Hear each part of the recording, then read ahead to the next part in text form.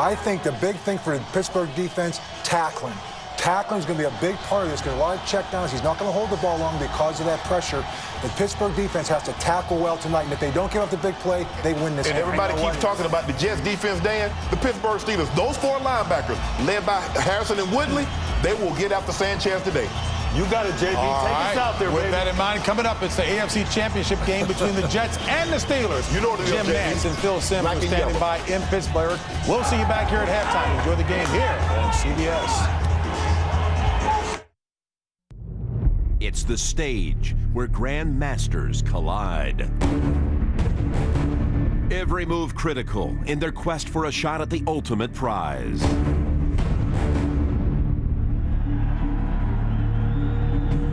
On this night, strategy is paramount, flawless execution essential, and every move holds the outcome in balance. Let's go, baby. Let's go. Ready now? Let's go. 2, 3, 1. They are both playoff-proven tough and capable of the extraordinary, and now meet for the second time in 5 weeks, with the stakes this time immense. The New York Jets, molded in the image of their coach, fearless, brash, attacking from all angles, with a second straight shot to make their mark. The Pittsburgh Steelers, with their hard-hitting defense, relentless, intimidating, opportunistic. And it's big play gunslinger, seeking his 3rd crown. The board is set. Checkmate. Games Super Bowl 45.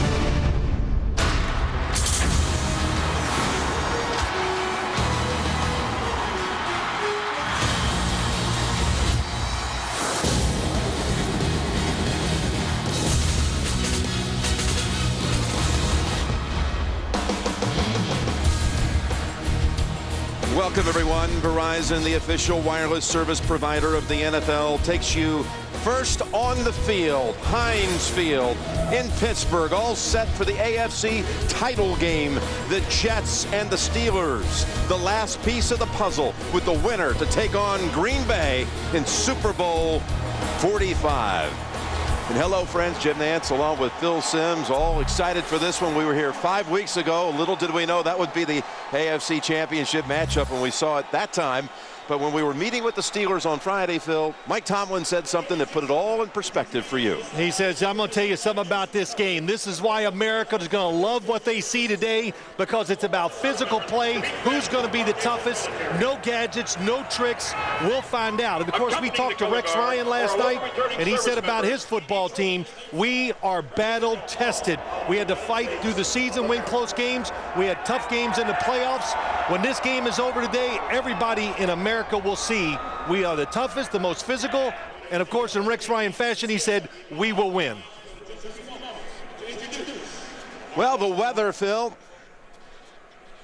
it is 15 with a wind chill of 5 and light breezes. Just what you would expect this time of year in Pittsburgh.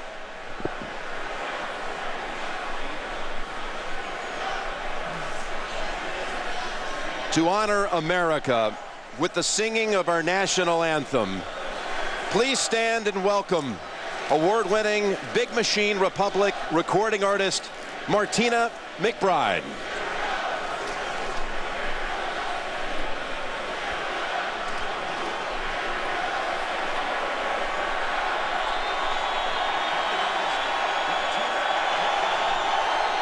Ladies and gentlemen, And now, to honor America, the singing of our please national stand anthem, for the national Big anthem. Machine Republic recording Martina artist Martina McBride. McBride.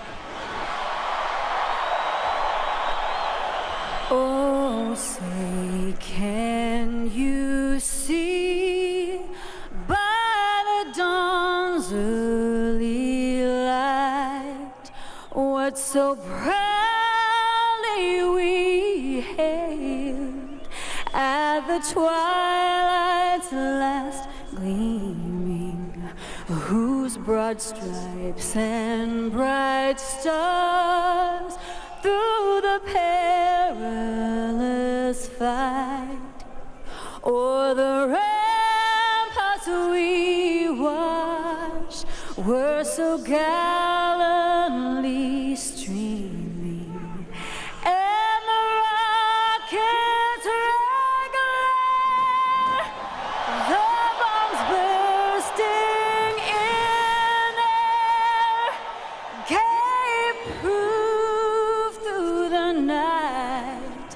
that our flag was still there. Oh, say does that star-spangled banner yet wave o'er the land of the free and the home of the brave. Martina McBride. The Jets have won the toss here and have deferred. They'll be kicking to Pittsburgh when we come back. Tonight's game is brought to you in Sony High Definition, coming up here on CBS. Playing for the Lamar Hunt Trophy, the Jets and the Steelers, and let's go down to the field to Steve Tasker. Coach, 5 weeks ago, the Jets came into Heinz Field and walked out with a win. What has to be different today for you guys to turn the tables? It's not about what, it's more about the quality of our work. We got to execute at a higher level than we did 5 weeks ago, and we can't let emotions take over. Thanks, Coach. Good luck tonight. Thank you. Jim. All right, thank you, Steve. What do you believe these teams learned from that experience 5 weeks ago? Well, I think this is what's happened, Jim, as we talk to the players and coaches. I think on both teams, they feel more confident because they understand what they're up against, where before there were a lot of unanswered questions.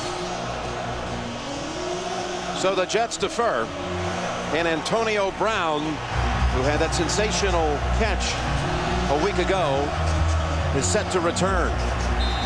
He had an 89-yard run back for a touchdown, the first time he ever touched the football in the NFL. It was week 2 on a reverse on the kick against Tennessee. Nick Folk sends it down his way, and we're going to find out Green Bay's opponent in the Super Bowl. Brown got a nice little gap and a good run back out to about the 34, where he's brought down by Lance Lowry. 23-yard run back. For the 4th time in his 7 seasons, Roethlisberger's in the AFC title game. He lost as a rookie, then won his 2nd season on his way to winning the Super Bowl, and then 2 years back defeated the Ravens. 2 crowns for Ben. His offensive line has the rookie Pouncey, a Pro Bowler, yet another outstanding center, a distinguished list through the years at Pittsburgh. And Mike Wallace, the last time, should they play Green Bay, the last time the Steelers faced the Packers was last year. Wallace won it on the game's final play in a shootout over Green Bay, 37-36. They open up with 3 tight ends. They pitch it to Mendenhall, and there's not much there. Just a yard. The Jets defense, including Revis, coming up to make the stop, and Bart Scott as well. That Jets defensive front, great play out of Buha and DeVito, and how about Ellis last week? All over Brady, a couple of sacks in that game. And the linebacking group, Scott, he's in on the first tackle, knows the Steeler bunch well from all of his years in Baltimore. And the secondary, Phil, the matchup you're looking for, most of all, Cromartie on Wallace. 2nd down and 9. They're going to fake the handoff to Mendenhall and hit Hines Ward. And brought down by David Harris, short of the first, picks up about 7. Well, with all of his experience, Ben Roethlisberger, you're a coach, you even want to get him off to a good start. Give him a play that's easy to execute. So they put him on, put him in motion. Hines Ward comes underneath. That's what Hines Ward, that's what he is. He's the guy that can get all the little tough catches inside and get those extra yards. Good job by David Harris bringing down Hines Ward. The tackle sets up a 3rd and 2. 6 defensive backs in for the Jets. And 5 wide for Pittsburgh. Yeah, 5 wide receivers, no tight end. And a whistle first. Ed Hockley's the referee. Delay of game. Offense. 5-yard penalty. It's 3rd down. Well, you say, how can you have a delay of game, 3rd play? Well, here's why. Because you're playing the New York Jets, you're Ben Roethlisberger, you got 5 wide receivers, and Jim, you want to know where everybody's at because you're nervous about what? Here comes a blitz, maybe. I want to be ready for it. Mike Tomlin hired as the coach 4 years ago yesterday, and already the youngest to ever lead a team to a Super Bowl win. To be the first to ever take 2 teams to the Super Bowl under the age of 40. Noel Moore comes in on 3rd and 7, and that ball's dropped. There is a flag. Sanders was the target. Cromartie on the coverage.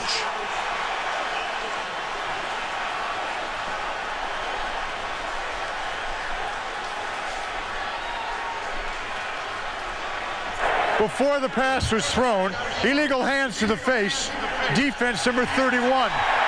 That's a 5-yard penalty from the previous spot and an automatic first down. So the infraction on Cromartie gives the Steelers the first down. On the outside, this time they have Antonio Cromartie grabs the face mask of Sanders coming underneath and grabs the jersey too. What you want to watch today is the officials are a big part of this game. They're going to let them hold and grab on the outside of these receivers, or are they going to let them play? Last time they played, they let everything go. Cromartie back on Wallace at the top of your screen on 1st and 10. Roethlisberger looks right and throws middle. Tough throw, and it's incomplete. Bounced in there to Matt Spaeth. Spaeth was his target at the end of the game on a couple of occasions when the Jets beat him here December 19th. Well, I think it caught Roethlisberger by surprise. You know, the Jets have changed up a little here in the last few weeks, and a little since he has seen them.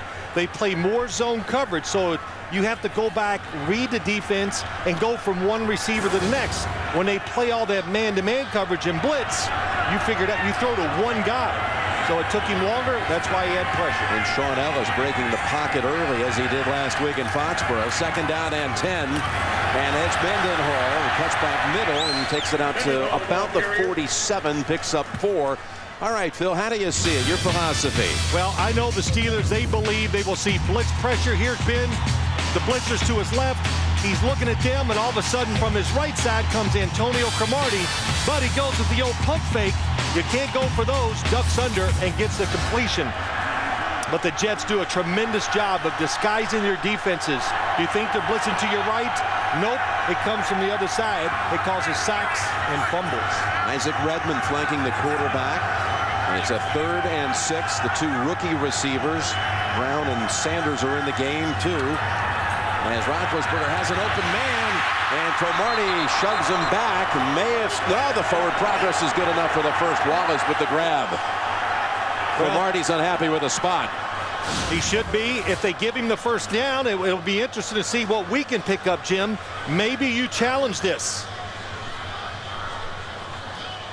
Well, on a replay, looking at the yellow line, it looks very close.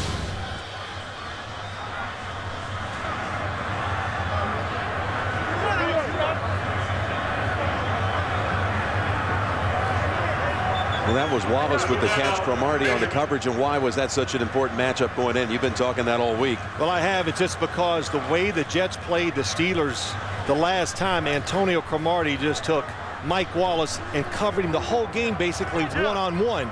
And there was a lot of fighting, a lot of hand jostling, and I thought Antonio Cromartie got away with quite a bit of it. You got the first down in Jet territory at the 48. Yeah, you know, I was watching the marker closest to us. That's the unofficial marker. It's to the top of the screen, and that is an excellent mark. Catches it, possession. It's past the mark that we see on the field. But today, Jim, to finish the remark, Mike Wallace is going to have, I think, more opportunities to go down the field and do different things against Antonio Cromartie, and also formations. Can they help him out, get him free down the field before he gets hit? He's lined up to the left. First down, Steelers. Roethlisberger now laterals to Mendenhall, who picks up a big chunk before DeVito ends it. A gain of 8. And he's hurt. Roethlisberger hobbling. He might have got hit on the thigh and got one of those Charlie horses. It's one of the reasons why the NFL is going to make all the players in the league next year wear thigh pads. On the option, makes the pitch. Calvin Pace's knee hits him right in the left thigh. There is a late flag now. There was no foul for an ineligible downfield because it was a backward pass. No foul, 2nd down. Ball at the 39. It'll be 2nd and 2. Watch the left knee of Calvin Pace. Ooh, right in the left thigh. Roethlisberger battling laryngitis up through Friday. And Steve Tasker down on the sideline reporting that Ben appeared to be okay in the warm-ups.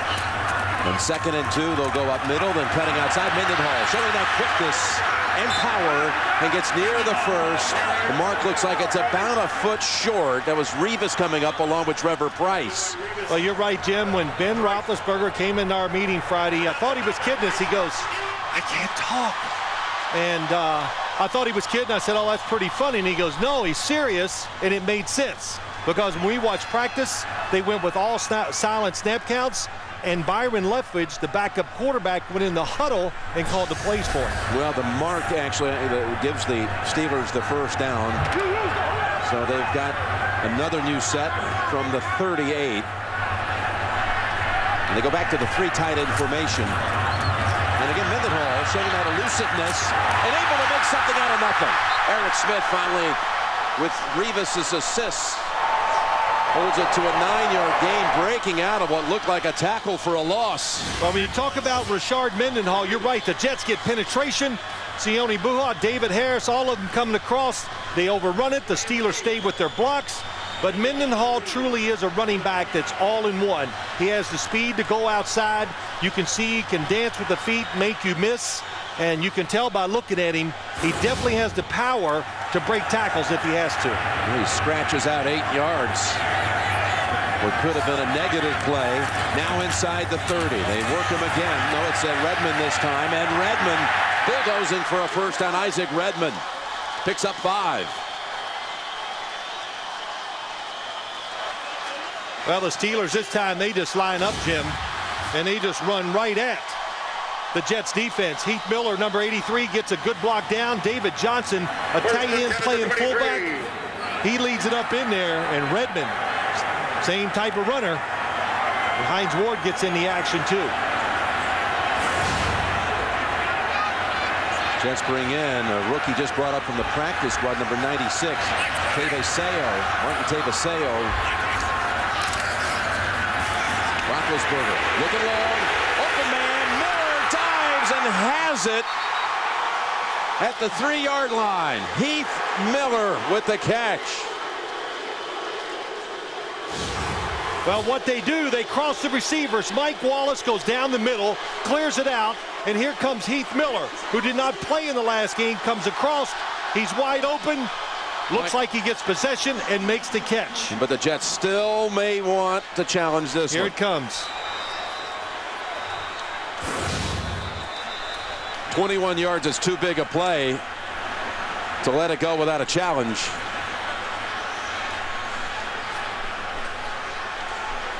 Look how long they've had the football, almost 7 minutes. The Jets are challenging the ruling on the field that the pass was complete. Heath Miller, who was inactive in that matchup 5 weeks ago against the Jets, was not back from a concussion.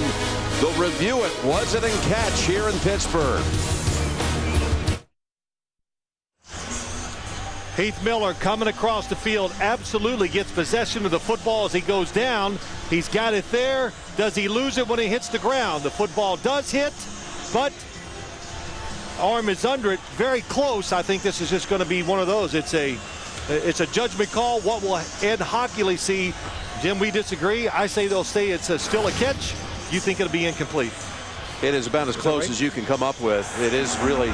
It's the Bert Emanuel catch, not quite, but close to it, that we saw in a championship game Years ago, Tampa and St. Louis. And it's one of the reasons why they changed the rule that the football could hit the field as long as you didn't lose possession of it.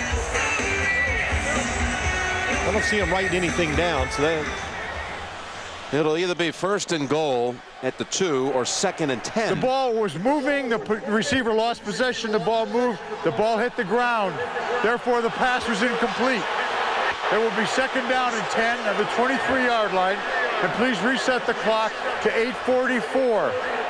No timeouts are charged. Here's what I think Ed saw. You're saying possession here, but there's the wiggle after it hits the ground right there. That's saying That's where you say he lost possession. Yep. Okay. By the way, Roethlisberger is still in pain. Yeah, that no question. That knee to the thigh, we saw it, Jim. Again, Calvin Pace. Oh, right on the thigh, almost near the hip. I had a few of those as a player. I wasn't near the runner, of course, that Ben Roethlisberger is. But not only does it hurt during the game, it hurts for about 4 or 5 weeks after it. Well, they back it up now to the 23s for a 2nd and 10.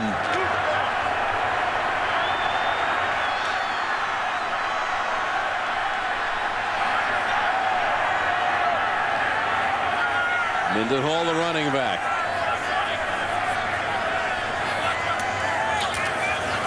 They go back to Richard, waiting. Gets past Bolt Scott. More Jets waiting for him, including Brodney Poole. And a loss of 2. And down there on the sideline, what are you seeing, Steve Tasker, with Roethlisberger? Well, right at the beginning of that challenge, Ben Roethlisberger came over to talk to Bruce Arians, the offensive coordinator, and he really struggled to walk. It's starting to tighten up. You can tell in this cold weather that bruise on his thigh caused him to come over and had to take 2 knees and stretched his thighs out the entire time they were in the challenge booth. All right, thank you, Steve. 15 degrees, wind chill of 5. Meanwhile, it's a 3rd and 12 from the 25, and they go with this 5-receiver formation.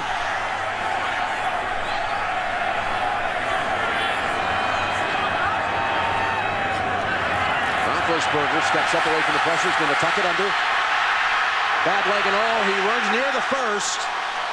And it looks like he's got enough for it down at the 13. Well, the fact that he went head first, it's where he finishes. It's not where he hits the ground. So as you watch him run, 5 wide receivers, Jets going all coverage, keeping the extra defenders in the middle. Calvin Pace is there. He slips. That allows Ben Roethlisberger to get those couple extra yards. And that's where the ball should stop. He's not down until he is touched.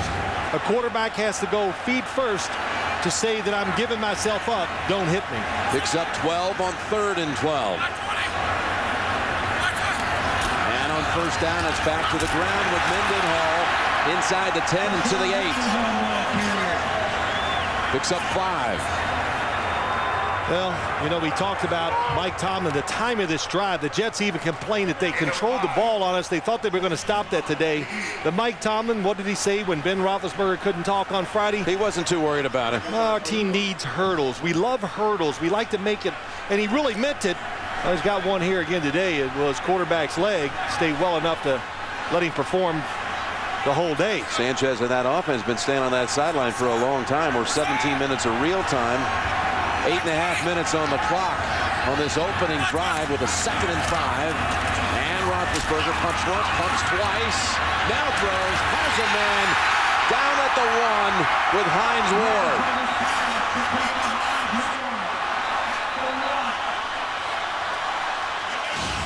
Looks like the center's down. Pouncey, the center, but Ben Roethlisberger did this last week. When he pumps, it makes the defense stop. Then he finds Hines Ward, just like last week, too, near the goal line. Pouncey, and rookie center, is injured in an injury timeout. The NFL on CBS is sponsored by Southwest Airlines. Find our fares online only at southwest.com. Allstate, dollar for dollar. Nobody protects you like Allstate. And by GMC. Book for the GMC Never Say Never moment of the year at NFL.com/GMC. Jim Nantz, Phil Simms back at Heinz Field, and Pouncey can't put any weight on that left leg. The 1st-round pick out of Florida, who earned Pro Bowl honors in his rookie year and gets rolled under by Brian Thomas. It's a shame. Such a good player, along with Keamatu, the left guard. Pouncey, those two, I think, by far best linemen for the Pittsburgh Steelers. You saw Doug Legursky comes in now to take over the center duties. 1st and goal from inside the 1. Mendenhall scored twice last week, and I think he broke the plane. He's in. Touchdown, Pittsburgh.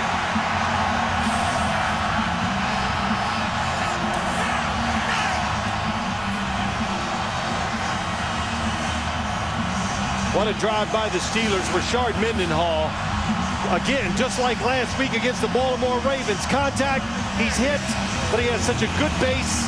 He's stays on balance, is able to fight forward and get that extra yard. Had Bart Scott holding on to him. Yeah, very good hit by Bart Scott, but not enough other.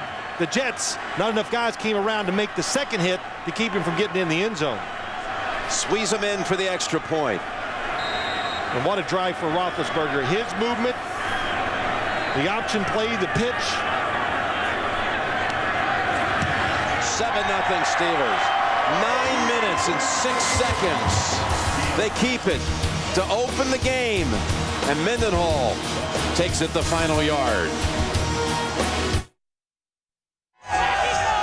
CBSSports.com experts hard at work breaking down this year's NFL draft. See which players your team might pick. Plus, get the latest mock drafts and more. All at CBSSports.com/NFL draft. It's not looking good for Pouncey. And the Steelers, 15 plays to cover the 66 yards. The 15 plays is the longest touchdown drive in the championship game since '98. Minnesota and Atlanta. Cotchery has the return here. And he's backed up at the 27. Hit by Mundy and others. Only a 12-yard run back with that cold shoulder and all. Sanchez and the Jets finally ready for a little business on the offensive side. This season, more people watch the NFL on CBS than any other network. The NFL on CBS is sponsored by Bud Light. It's the sure sign of a good time. Here we go. And by the Droid Pro by Motorola. Finally a work phone worth taking home. Well, they've waited a long time to take a first snap. And it comes from the 27. With Tomlinson getting the start at running back. Sanchez batted down on his first throw.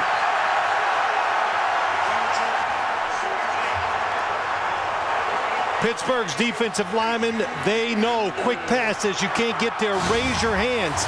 And the last time they played, this Steeler defense was so upset because they said on first down we let them run it and we let them throw all those short passes to keep that offense in 3rd and 5 and less.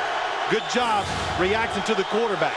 Jets offense waited from kickoff to first snap 27 minutes. We talked with Sanchez last night about keeping his shoulder loose. They go run and look at Harrison wrap up and toss back Tomlinson for no gain. James Harrison, James Ferrier, talking to them. They are so upset about what they did in their run defense last time. And the Jets, they know it. The Jets said we caught him by surprise with a few runs, one an outside stretch, a few little gadgets on 3rd down. They know the running is going to be very, very tough today against the Steelers. The Jets ran for more yards against the Steelers than any other team this season, 106 yards. 3rd down and 10. Nice throw. Sanchez guns it for the first to Cotchery out near the 40. Picks up 14. Wonderful job of protection. Mark Sanchez sees the double coverage to his left. Look to his right. Nice pocket. Beautiful throwing lane.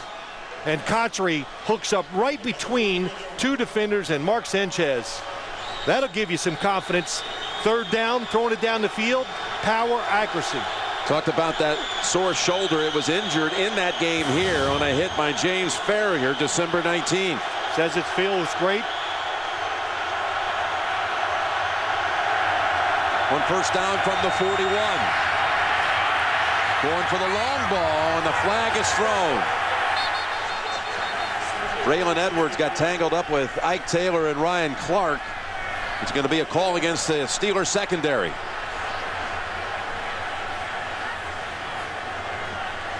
Illegal contact, pass interference, holding. Before the pass was thrown, illegal contact, defense number 25. That's a 5-yard penalty from the previous spot and an automatic first down. Well, you can tell it's cold down on the field. Just listen to Steve Tasker and Ed Hockley. But I really believe today when you watch this game, the Steelers, the last time they played, they crowded the line of scrimmage and they were daring the Jets and Mark Sanchez to throw it. They didn't take the bait. They stayed with their plan, but there's no doubt or at least in my mind, I think today the Jets will throw the football down the field a lot more than they have in these first 2 playoff games. Sean Green, the running back. They go with him. Off right guard, he's stacked up and squirms for a couple. The last time they were here, Sanchez was under fire coming off a poor loss against Miami. He was being threatened to be benched, but boy, did he respond that day. And of course, he's got those 4 playoff wins in his first 2 years, all on the road. That line coached by Bill Callahan, a man who coached the Raiders to a Super Bowl back in the 2002 season. And Holmes again returns back to Pittsburgh, where he played his first 4 years, was a first-round pick and a Super Bowl MVP before jettisoned for a 5th-round pick last March. 2nd down and 8. And again, bodies tangled, and another flag. It's Holmes and Taylor. They're really close pals, but it's going to be a flag, and it looks like on Taylor. Well, Jim, we said the last time they played. Pass interference, defense number 25. The ball is placed at the spot of the foul. First down. Last time they played, both defenses got away with a lot of hand fighting and really pass interference. Contact too far down the field and holding. That's 24, Ike Taylor, of course, on the hold.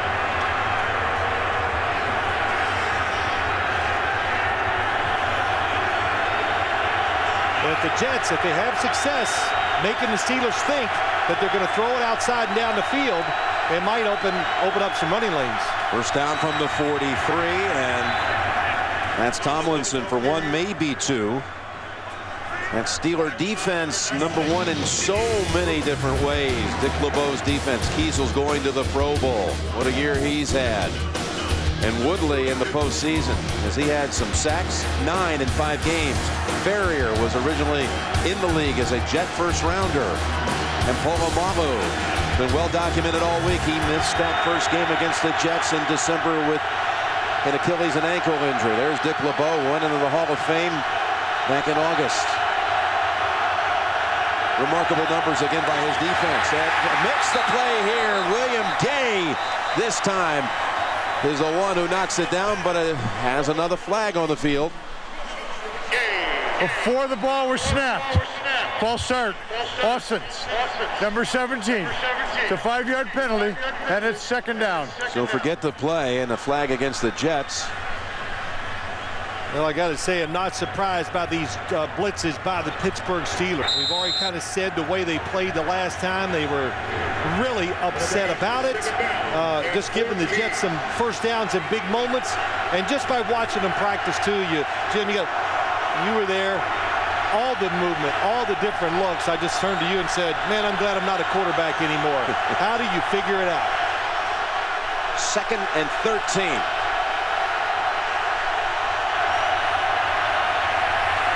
He had time, now fires it and knocked down by Lawrence Timmons. Ben Hartsock was the target. Well, the initial pass protection for Mark Sanchez is very good. Plenty of time to look down the field, but as he looks outside, he looks at the curl. You're the quarterback. See how well covered they are to the outside? And then off balance, Sanchez can make all the throws too. When he's moving, no matter what kind of pressure he is under. He's got another 3rd and long, 3rd and 13. Nobody with their hand down. 1 now. Gets it over to Patrick quickly, and the Steelers have that well defended with Taylor and Ferrier. And that'll bring out Weatherford to punt. Only a 4-yard pickup. Still a very good, I think, offensive series for the Jets, Jim. They gave their quarterback confidence. The offensive line knows they can block them to give him time. And they changed field position. Randall L. stands at the 10. Weatherford had a big game here 5 weeks ago. He's been sketchy so far in the playoffs. And Randall L. feels it as he goes out of bounds. He spotted at the 13. 31-yard punt. 7-0 Steelers, first quarter. With 2 men who also were MVPs in the Pro Bowl. Phil Simms and Steve Tasker both. as the Steelers will be taking over at the 13-yard line after a 15-play drive the first time they had it, Phil. Yeah, it's a great drive. I'm going to go back to the Pro Bowl. I didn't get a car. I wonder if Steve got a car. What did you get? A handshake. Good job.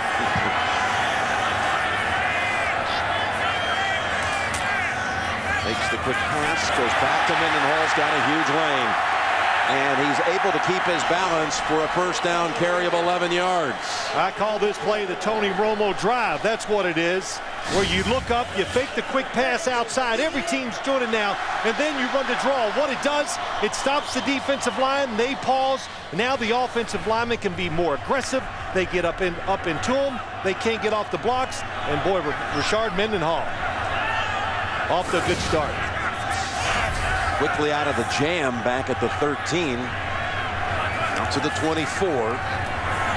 Mendenhall getting a lot of work here in this first quarter. Already his 10th carry.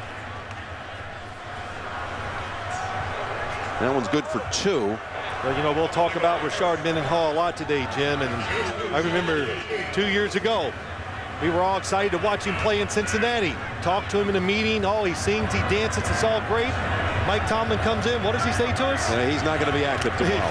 He made 2 mistakes in practice, and the young boy is going to have to learn to get it all right in practice before we let him come out here. So they've toughened him up, and it shows when you watch him play his running, blitz pickup, and just the mentality he plays with. 10 carries, 41 yards. Jets may have jumped. 2nd and 8. They've got Mendenhall on a screen, and Mendenhall breaks a tackle and finally collides with Eric Smith. He broke away from Rodney Poole and galloped for 17. You see the flag thrown, don't stop. The Steelers did not stop. The Jets hesitated. I think Ben Roethlisberger wanted to throw it deep. Offside, defense number 99. A penalty is declined. The play results in a first down. Using your snap count, very important. Jason Taylor, left in, drops right into the defense. And boy, again, Rashard Mendenhall in the open field. And that's going to end the first quarter. Pittsburgh 7, New York Jets nothing. And you're watching the NFL on CBS. We're back at Heinz Field. It's the 9th consecutive Jet playoff game in which they failed to score a touchdown in the first quarter. And they're behind for the 10th straight time in a playoff game. We start the second quarter. Jim Nance, Steve Tasker with the Steelers at the 44-yard line and first down. Roethlisberger on the run, throws it, and Miller almost with a one-handed grab. We've got an injury report. Steve, what is it? Well, Marquise Pouncey came off the field in a lot of pain. It seems to be an ankle injury. His return is questionable, and the word spread around that Steelers sideline. You could tell every single Steeler on the sideline went over and touched him to let him know they were thinking about him. But Marquise Pouncey is questionable. So valuable to the team. A rookie that's played so well. Antonio Cromartie limping around, but he'll walk it off. But the center, Pouncey, able to get up, block linebackers. I don't know if Legursky is athletic enough to get that done. And let's see Legursky here on the shotgun on 2nd and 10. Perfect snap to Roethlisberger, and across the middle almost Pip Harris, who had that huge interception a week ago. The flag's out. Eric Smith hitting Emmanuel Sanders.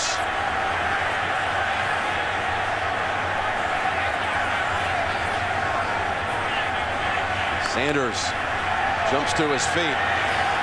Well, last week, the Jets, this Jet defense, so much success.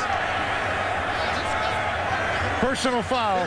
Unnecessary roughness defense, number 33. Unnecessary roughness against the defenseless receiver. 15-yard penalty from the previous spot. First down. Well, that's Eric Smith. There's the throw. David Harris.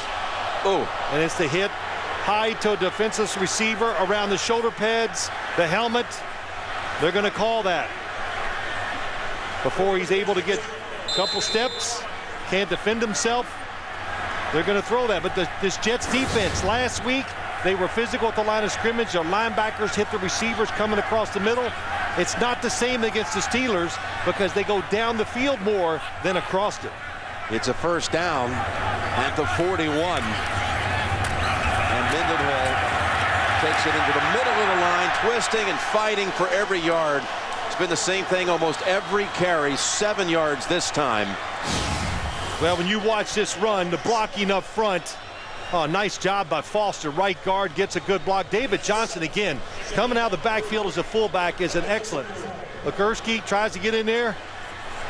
But Rashard Mendenhall, it's his tough running, breaking the tackles, getting those 2 and 3 extra yards makes a big difference. Already has more yardage than he ran for last week against the Ravens. He was 20 for 46. A couple of touchdowns against the Ravens. He's got one already here. And he's got another carry.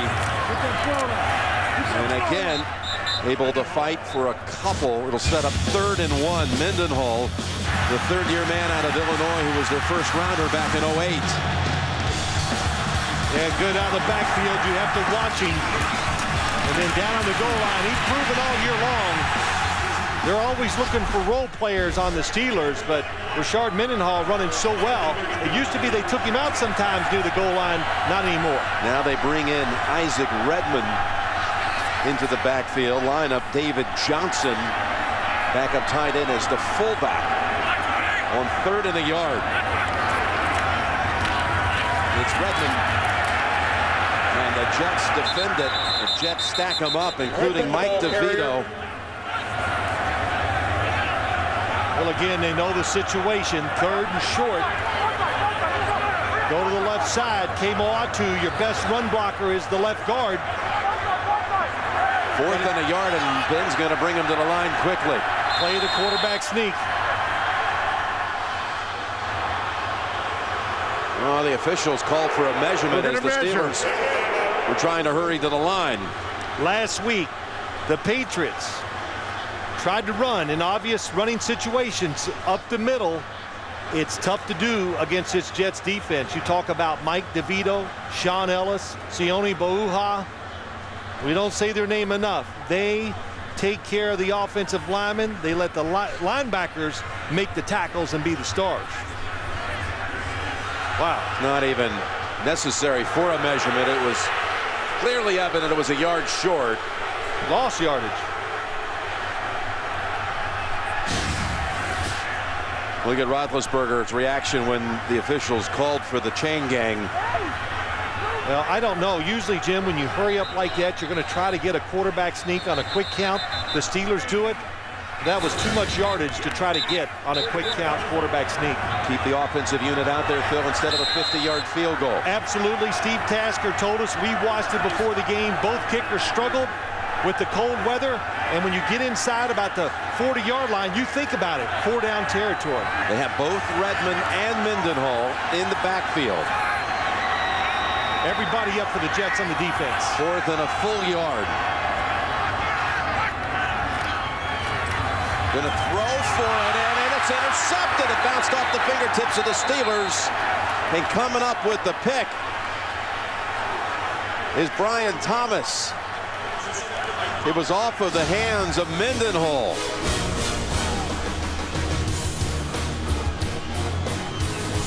Jets take over.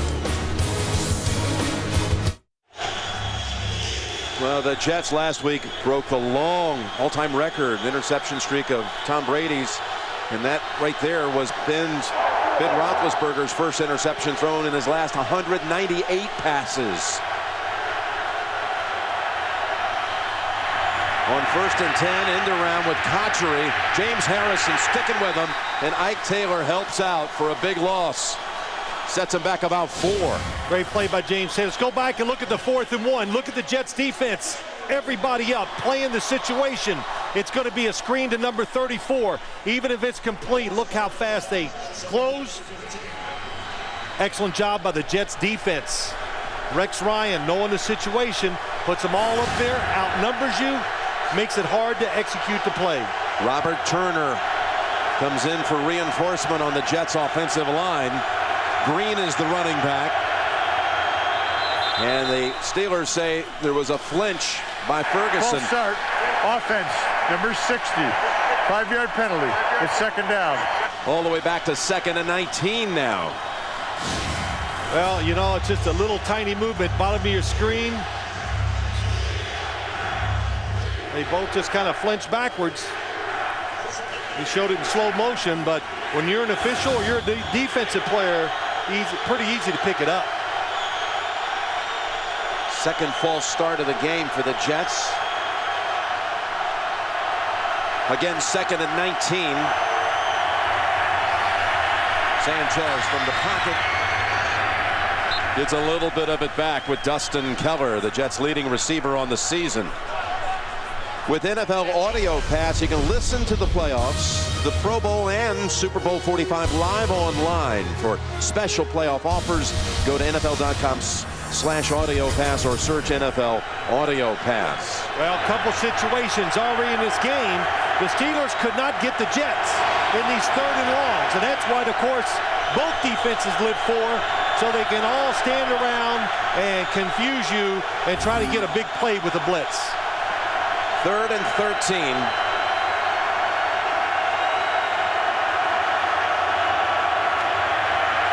Pick up the blitz, and it's dropped. Contrary was cutting across the middle. You said it right. The blitz was picked up once again. Excellent protection, but the coverage down the field. I think the Steelers are saying again in this game, just like they did last time. Contrary open, not going to get the first down, most likely, though, after he makes the catch. He had separation on McFadden, who's not 100%, playing with a hip injury. Weatherford back out for his second punt. Off the side of the foot. He said he's been shaky these first couple of playoff games after a really solid regular season. He's lost his confidence. That's 29 yards. Steelers will take over near the 40, up 7. NFL on CBS is sponsored by Dr. Pepper. There's nothing like a pepper. Sprint, the Now Network.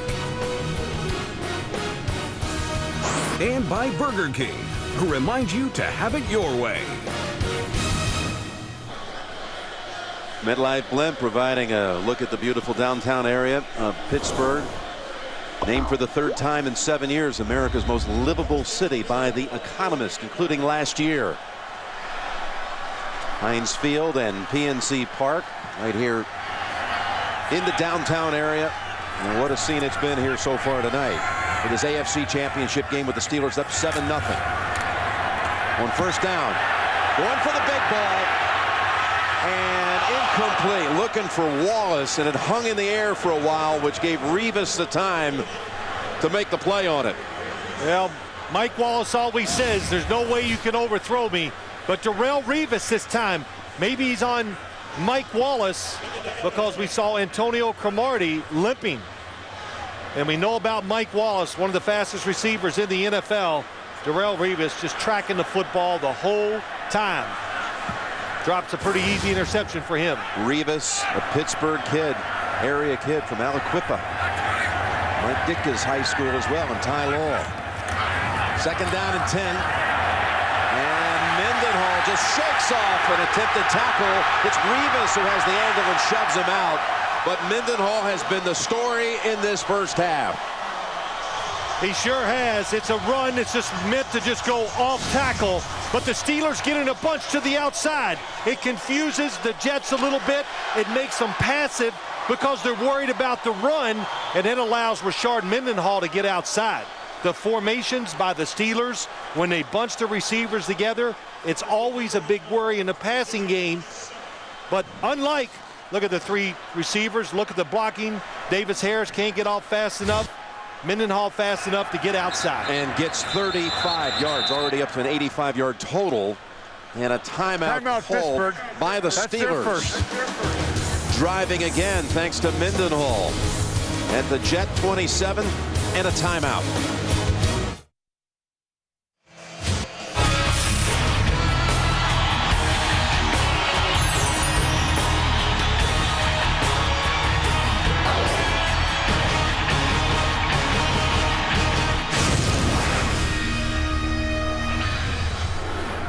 Now the weather here, it's 13 degrees now. It's dropped to a wind chill of 4.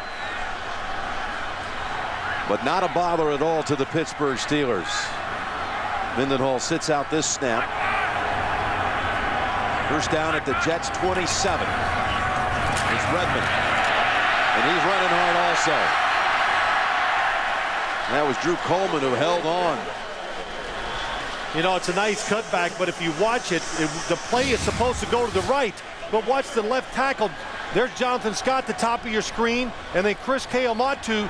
They blocked so well on the backside that nothing here. Look at him pushing him to the top of the screen to the right. And now, okay, everybody engaged. He cuts it back. Nobody there to stop the run. Pittsburgh has 111 yards rushing. Still got more than 9 minutes to go in the first half. 2nd and 2. It's Redmond again. Got the first down. Spinning free. Driving the legs and churning down to the 6. Broke away from Sione Bua for 13. Jets defense, 2nd and 2. They are playing run. Look at this. You don't see that too often in the NFL in that situation, but they still get blocked. And if one thing Rex Ryan learned from his father, Buddy Ryan, it's they want to stop the run first and foremost. Again, look at Chris Keomatu. Mike DeVito can't get away. And then runners will block them. You break a tackle. That gives you a big play. Mendenhall back in. 1st and goal. 56 yards on this drive so far. All on the ground. They stay on the ground. Mendenhall. And he's walloped after a run of 1. When we met with Bruce Arians, as we always do before the Steeler games, he's their offensive coordinator. He said about running on the New York Jets, if you can run it on Rex, you can run it on anyone. Well, he understands. He's gone against him so many times. Of course, Rex Ryan, defensive coordinator down in Baltimore, but he just knows what type of team that Rex likes to have, period. And his defense, he expects them to blitz, and he knows they're going to be good against the run, like you said, Jim. 2nd and goal. Mendenhall weaves to the 1. And that's Miller pushing back Brian Thomas deep into the end zone. Team is so different when it comes to the running game. They've been doing it ever since Bill Cowher was the coach. Hines Ward, a wide receiver, he comes in and gets a block. Look at everybody, body on a body, and then the running back can just kind of pick the last spot. Well, look at Heath Miller, just keeps going. Play's not over. But it's a 3rd and goal now from the 2. It's been all running to get to this point, to the 2. Well, they say in a fight, protect yourself at all times. Same on this field. Don't stop until you hear the whistle, then keep going for another 2nd. Another timeout called by the Steelers. Timeout Pittsburgh. That's their 2nd. 3rd down play from the 2 coming up. The NFL on CBS is sponsored by Subway. Start the year right at Subway with the new low-fat 6-inch turkey BLT, rising 7 grams of fat even with bacon. And by Frost Brewed Coors Light, the world's most refreshing beer. Jim Nance, Phil Simms, Steve Tasker. 3rd and goal coming up. A drive that began at the Steelers 38 and all running yards to this point. Jets 3rd in the NFL during the season against the rush. Steelers 11th in rushing. They just don't line up and running on everybody. Well, they're doing it tonight. Redmond flanking Roethlisberger from the gun. Throws and incomplete. Got lucky. Very congested area he was throwing into. Eric Smith got a hand on it. Yeah, he was. Darrelle Revis is on the receiver going up the field. Hines Ward. He switches. It's not Hines Ward, but what a job by Darrelle Revis. He leaves his guy, Hines Ward. Eric Smith knocks it down. You see the defender behind? If that football's knocked down, Darrelle Revis is right there. Would have been a pick. Would have been a pick. Would have been a really good chance of one, that's for sure. 20-yard field goal try coming up for Sean Sweezen. Took over for Jeff Reed during the season, and he's good from 20 to make it 10-0 Pittsburgh. Good stand.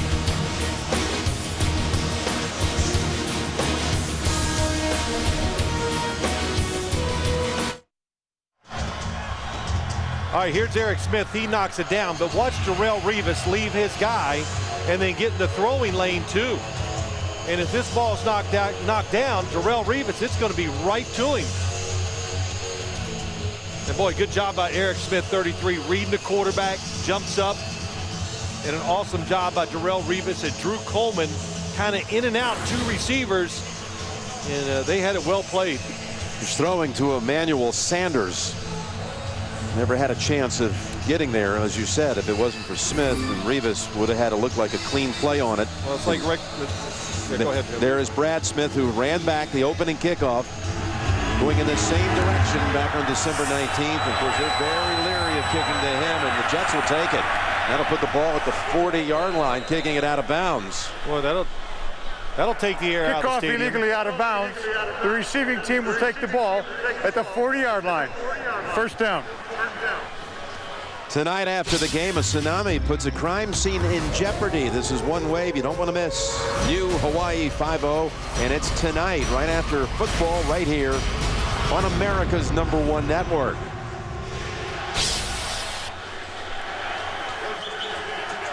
Jets 10 plays, Steelers 30 plays already. The Jets said last time, we never had the ball enough. I think they ran in the low 50s in total plays for the game. Brad Smith lined up to the right, and they fake the end around with him. Go Sean Green up the middle for 3.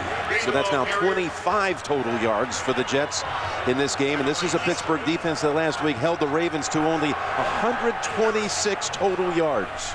Well, I think the Jets knew it was going to be tough sledding inside. And I'll just say this, one of their coaches said, we drafted Mark Sanchez. We knew we would be a running team.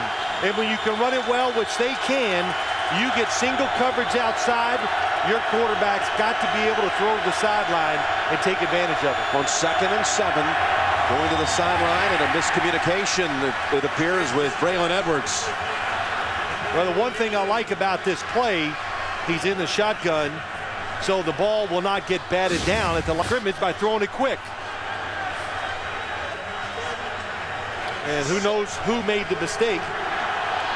But Mark Sanchez, he told us last night, even last week, they made a few mental mistakes early in the game.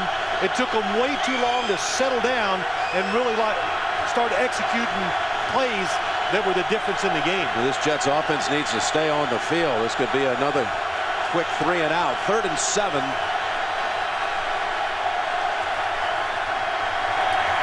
Sanchez incomplete. That ball was deflected there. Well, it looked like for a moment there the Jets thought there might be a flag. There is no flag. No, James Harrison got the tip at the line of scrimmage, Jim. That's the 3rd tip football of the day. It's a blitz. Oh, no, that's Brett Kiesel, the defensive lineman, dropping back that knocked it down. Linebackers blitz, defensive lineman drop back. Sanchez was going to Cotchery, and here's Weatherford. And a line drive punt to Randall L. Changes directions twice, and he's brought down at the 34. Just a 35-yard punt. Wednesday on CBS, it's the Russian Mob versus New York's top cop. Tom Selleck stars in the hit drama Blue Bloods, a new episode on its new night. Selleck on Wednesday on CBS. Well, you built this football team around the defense. Rex Ryan was hired. He created, of course, a personality with the New York Jets, and it starts with their defense, and the pressure is on them once again to keep this game in check. We've seen so much of Mendenhall with 89 yards rushing, and Redmond running hard too, but this time it's Neweldy Moore behind Roethlisberger. Quick toss, and that may have been a backwards pass. Wallace unable to hold on to it. Flag down.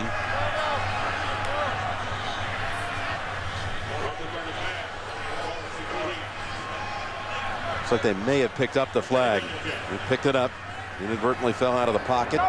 You know, it's kind of interesting, Jim, watching this Jets defense. It's had tremendous success the first 2 games, but the Steelers, physical running the football. You got a quarterback that's hard to bring down. They do go down the field to throw it.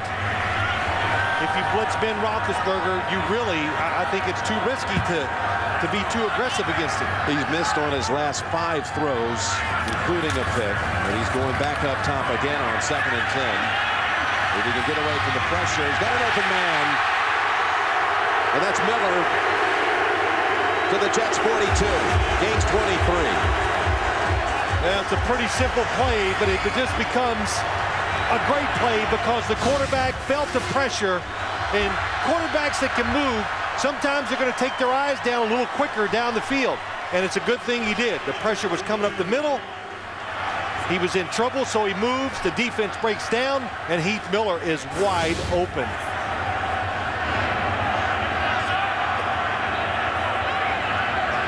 Mendenhall back in on first down.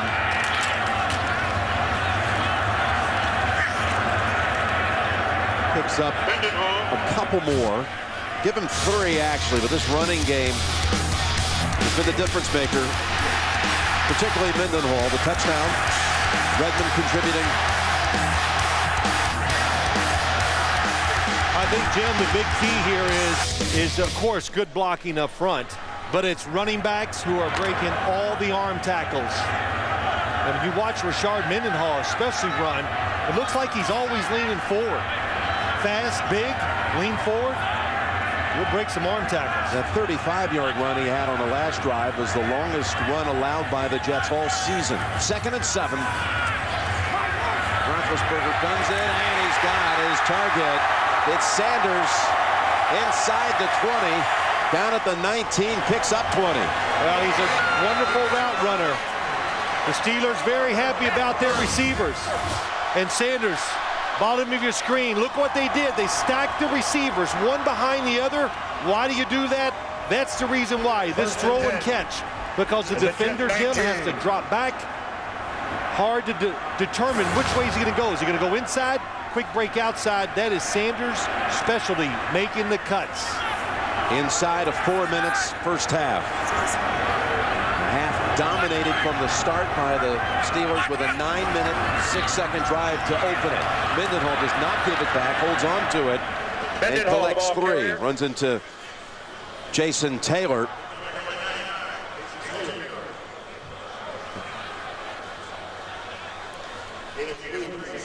So Roethlisberger already with 2 Super Bowl titles, and we asked him before that last Jet game, you know, how many do you see down the line? What's your goal? And he said, 1 more than anybody else. That's a good answer. I think he said it right. He's not going to win passing titles. He's not going to be the MVP of the NFL. He just hopes to be part of a truly a tremendous organization that knows how to win these Super Bowl trophies. 2nd and 7. He's got all kinds of time. He's got an open man, Mendenhall. Snags it at the 5 and trips. Was trying to figure out how to take on Cromartie, and he stumbled while making the move, but they got 1st and goal after the gain of 15. Well, he's so hard to rush because you're worried he's going to move out of the pocket.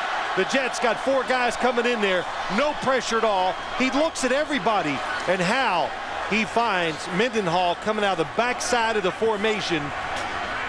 Well, that's experience and a lot of talent on his part. I'll tell you, Cromartie's not known around the league as a great tackler. If he would have just taken him on, he would have had a very good chance of just overpowering him, even with all that size. 1st and goal.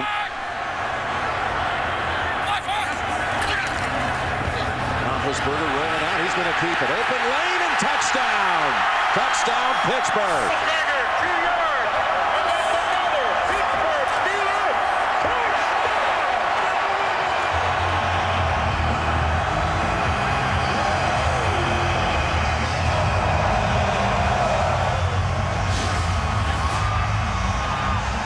It's a good play design. Fake reverse, quarterback going out, rolling out. And there's 2 guys to cover. Look what it looks like from the top. Good coverage down the field, but no defender there to stop Ben Roethlisberger.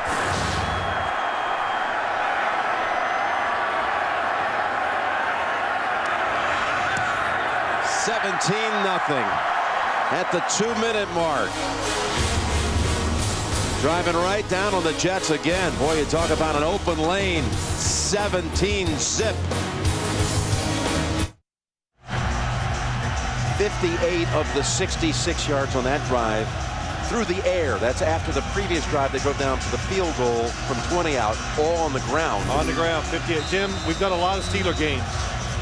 I've never seen the Steelers run the football this well as we're seeing so far in this championship game. Well, it's almost like back to the Bill Cowher, Jerome Bettis era. This time they're going to see Brad Smith running from the 10, 20, 30,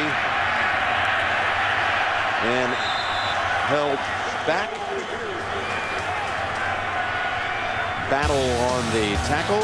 Who's got the #1 new show, the #1 new comedy? That man right there, actually, Billy Gardell. How about that? Kamali, he's a Pittsburgh native. He's revved up. The #1 new program, the #1 comedy overall, and the #1 drama. Only CBS, America's most watched network. You know, that last drive, the Jet defense, you almost have to blame the Jets. It's because of that.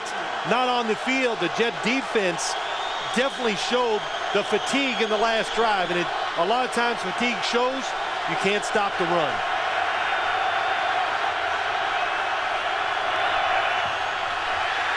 Sanchez is decked. It's Woodley and Timmons both in on the play. The first 2 draft picks by Mike Tomlin when he took over combined on the sack. On the outside, it's Turner on the outside, and it's, again, they haven't played in known passing situations against the Jets. That's what they want. They have it now, and they finally got the outside pressure. Woodley's had a sack in every postseason game of his career. Over the top and could have been picked. Going for Cotchery and in the area of Ryan Clark. Well, what the Jets have really got to do here, Jim, is they got to find a way to get out of this first half without giving up more. Did not give more, because it's not out of your hands completely. Don't give it back to the Steelers in good field position.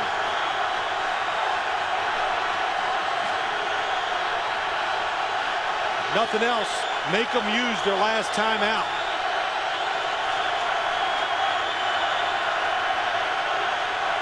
Third and 17. Hit when he throws it. Ball is out. That is William Gay picking it up. It may have been an incompletion. Gay is in for a touchdown. Sanchez is still down.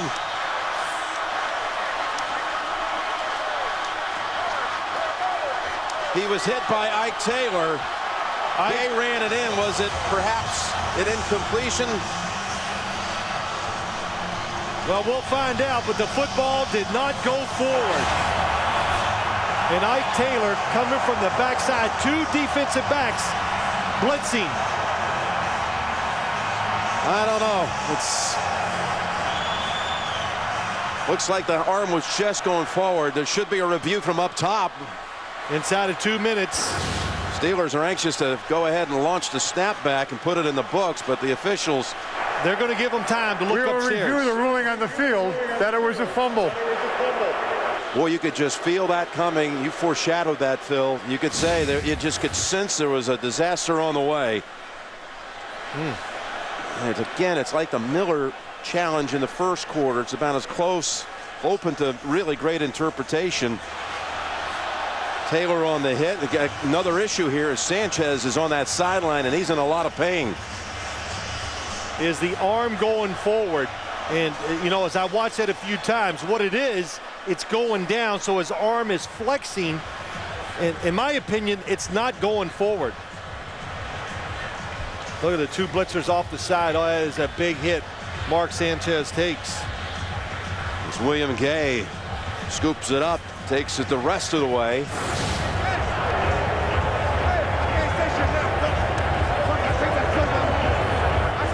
Mark Brunell is already warming up. Sanchez. Well, let's watch it, Jim. Let's see. The arm is going back.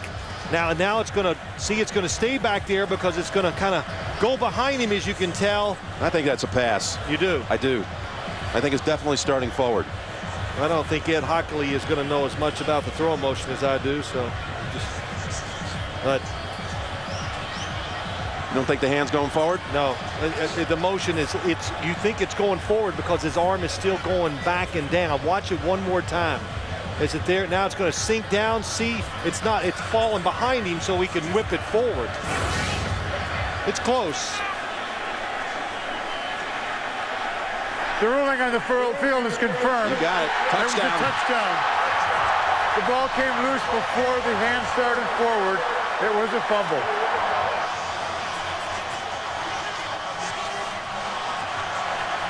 2 touchdowns in 47 seconds.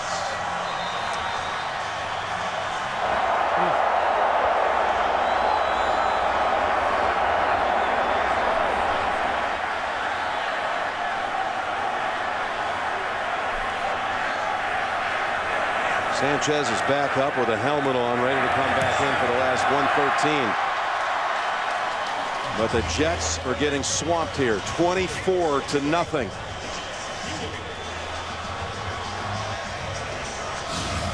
Mark Sanchez trying to get the first down. Let's just watch his facial expressions.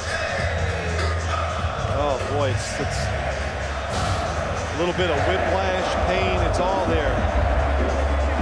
You don't see the blitzers, Jim, coming from behind you. Of course, you can't see them behind you or feel them. Not much you can do. Coming up, we've got the Sprint halftime report. We'll send it back to New York with JB, Dan, Shannon Boomer, Coach Cowher. Their take on the first half here and their recap of the NFC title game won by the Green Bay Packers. And head coach Mike McCarthy, a Pittsburgh native himself, is going to Dallas, taking his Packers with him. McCarthy grew up here in Pittsburgh, went to Bishop Boyle High School, actually in Greenfield, Pennsylvania. Well, the Jets wish they'd have run the football now. Really, I thought they might run it to get rid of the last timeout, or nothing, just throw it short. But they called a play where the quarterback was going to hold it, and they were going to try to pick up that first down. This one hugs the ground. Finally picked up by Turner. And the Jets have 3 timeouts in 1 minute and 8 seconds. Well, now you're down 24-0. You come out here. Well, look who's coming back out here. Biggest comeback in the playoffs all time for the Jets. 11 down at Cincinnati back in '83. We got another injured Jet, and it's Cotchery.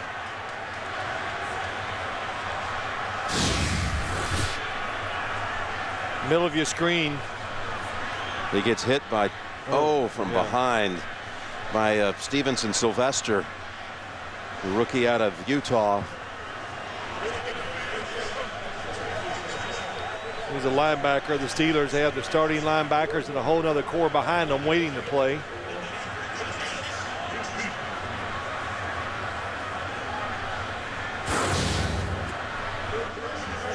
Cotchery's okay. As you look at this, 1 minute 8 to go in the first half. You the Jets now, it's gone bad, but you do have to go ahead and try to move the football here in this situation because of the score. But you be very careful. Maybe it's a draw, screen, whatever you can do to get it moving, to maybe get a field goal. If you do that, that would be, I know, 24-3 would be a big boost, and they get the football to start the second half. And this Steelers defense, Jim, just the energy they're playing with. Well, they've held the Jets to 12 total yards. 12. It was hard to comprehend. 29 minutes of football, including a touchdown forced by Taylor, scored by Gay. Well, we said it, just the action of the players a little bit. When James Ferrier was talking to us, I kept asking him questions. He just kept looking forward and giving us really curt answers because they truly were upset about the last time they played the Jets. Again, the Sprint halftime report coming up. We'll have their discussion on this first half performance, this Steeler juggernaut. Plus highlights from the NFC Championship game coming up on the Sprint halftime report.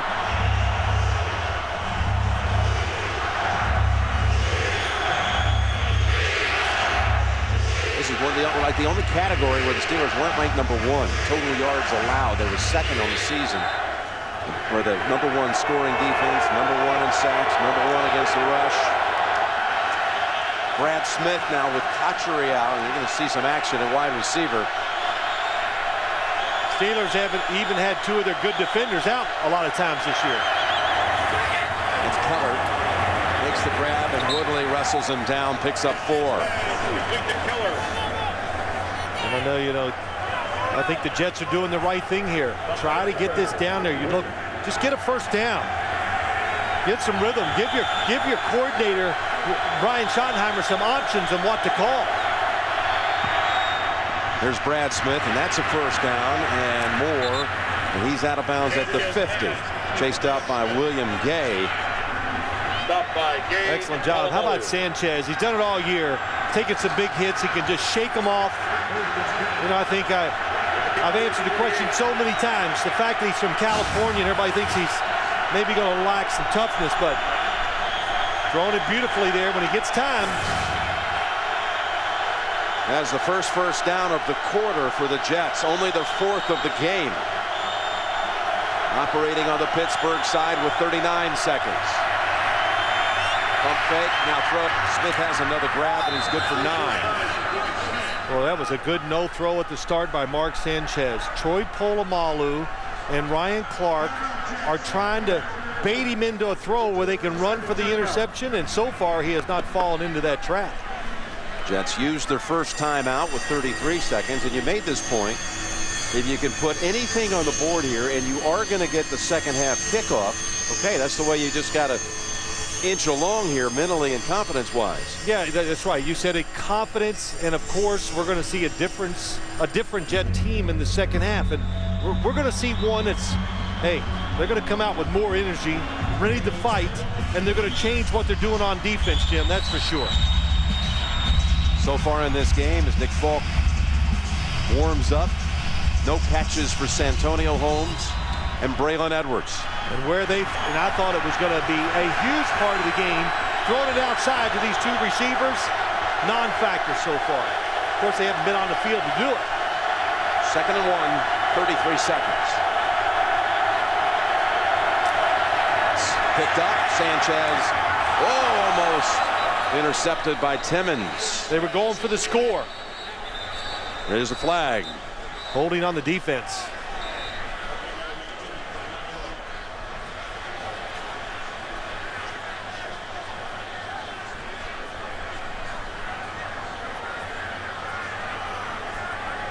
Before the was thrown, illegal contact, defense, number 20. 5-yard penalty from the previous spot, an automatic first down. Ball on McFadden, puts the football at the Pittsburgh 34. Yeah, it's a good idea. Bottom of your screen, it's going to be a little double move, a little fake. Oh, and he's got him. Good job by McFadden. Roethlisberger reacting to what he thought was a opportunity for an interception. Wouldn't have mattered. Penalty on the Steeler defense. First down Jets. 28 seconds from the 34-yard line.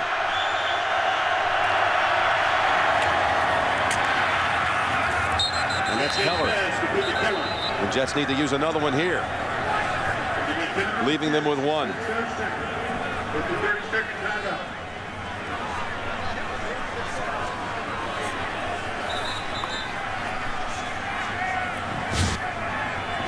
College basketball next Saturday here on CBS. 1 o'clock Eastern time. Some will see Tubby Smith's Minnesota team taking on Purdue. Florida against Mississippi State. And then on Sunday, Duke and St. John's. Coach K, Steve Lavin, the Blue Devils, and the Red Storm on CBS. Tell you what, I wonder if the Jets, after what they've seen, I know it's at the end of the half and the defense is not aggressive, but maybe in the second half, you change it up. Your running game's not working. Maybe you come out in a hurry-up offense. Tire the Pittsburgh defense out. This is their deepest penetration of the game. From the 24. Going to the end zone and almost intercepted again. It was Ike Taylor who had his fingertips on it. Throwing to Santonio Holmes with Sanchez. Well, what did Ike Taylor say the last time? Top of your screen, they're going to go. Again, Mark Sanchez trying to look it off and go for the big play. Ike Taylor in awesome position the whole time. The last time they played, they're good friends. He goes, I dreamed about matching up against him every night. You're going to throw it down the field. Your receiver has got to go. It looked like he wasn't expecting the football. Those two work out together in the offseason. 3rd and 1. Sanchez throws in the area of Edwards. And now they're going to go field goal here with 14 seconds on 4th and 1. We'd like to get a few more yards in those last 2 plays. I thought, you know, as you see it always, well, would they sneak a run in there just to get themselves in good position or better position for the field goal try? Folk has never missed in his career at Heinz Field, 4 of 4. He did miss from 30 last week. The week before that, he had the game winner against the Colts from 32. This is a 42-yard field goal attempt. Nick Folk, and that kick is good. Kick is good. He hit a fade in there. Yeah, he did. I thought it was going to go wide left and snuck it in just inside that left upright. Look at that. I'll tell you, you know, you don't underplay this. It's a good feeling for the New York Jets. Nothing's gone right. That football definitely went left to right as it was up in the air and just snuck in inside. Yep.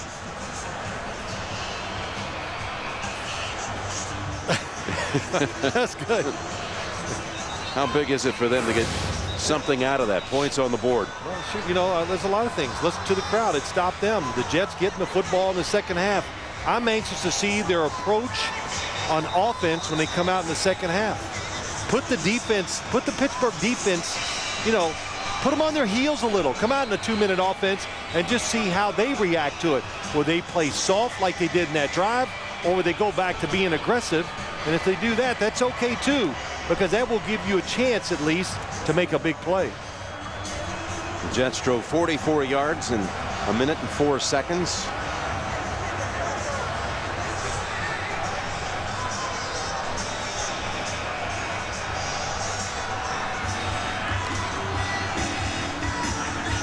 I expect this will get too much airtime from Folk.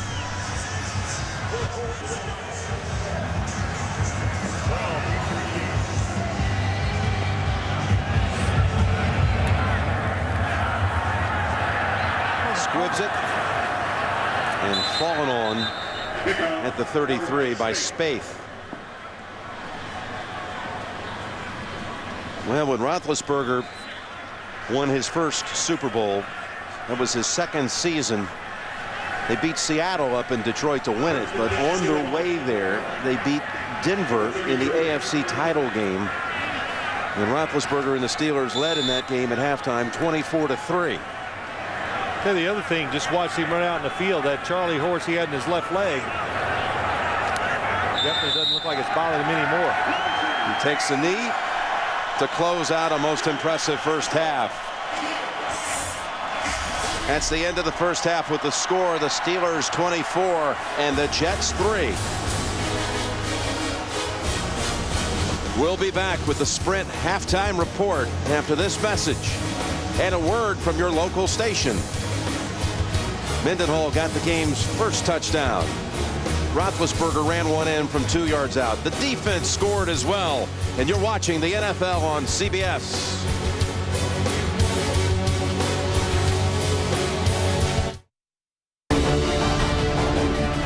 Well, this first half here was so dominant by Pittsburgh. About as close as you could come to a first half checkmate in a championship game.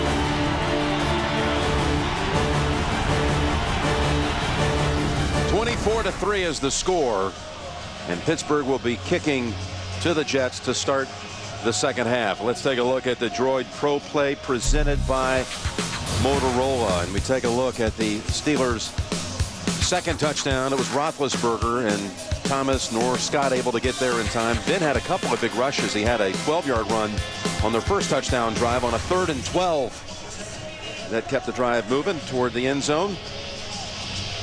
Look at this, 1 total rush yard by the Jets. This is after they put up 106 back on week 15, the most by a Pittsburgh opponent this year.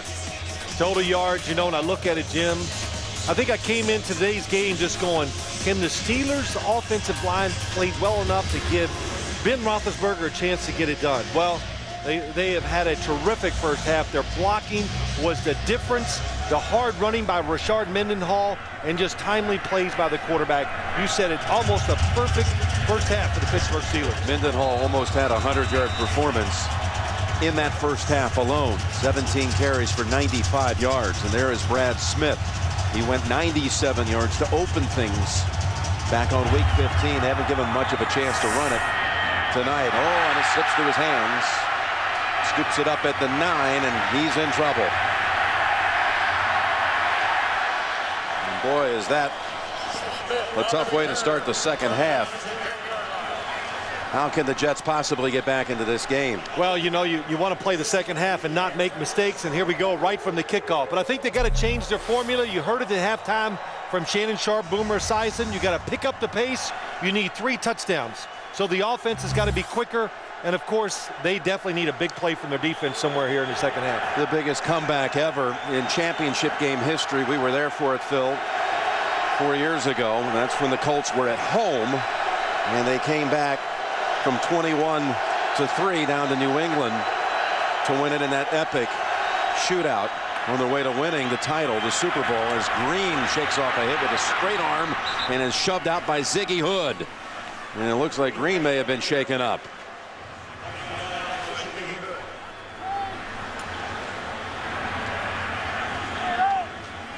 .23 yards for Green, and injured when he fell on the Jets sideline. And by the way, Cotry, who was injured late in the first half, was not in on that first snap. Brad Smith was. This is Ziggy Hood who shoves him out. He may have landed on the football. You got to come back here to the snap at the line at the 33. That last play was the first play for the Jets over 20 yards on the game, the run by Green. That's 8 for Tomlinson. Let's go down to Steve Tasker. Well, guys, I spoke to Rex Ryan as he came off the field, and I asked him about the run defense. He kind of laughed and nodded his head. He said, yeah, he goes, it's our not tackling. Our guys are standing up defensively, and we're getting outplayed. He had nothing to say about the Pittsburgh Steelers, only about how his Jets were not living up to it. He was really disappointed, no doubt, in that first half performance. And really on both sides of the football. And there's confusion here. The Jets are charged with a timeout. Sanchez is saying, wait a minute, you're making an appeal like he didn't want the timeout.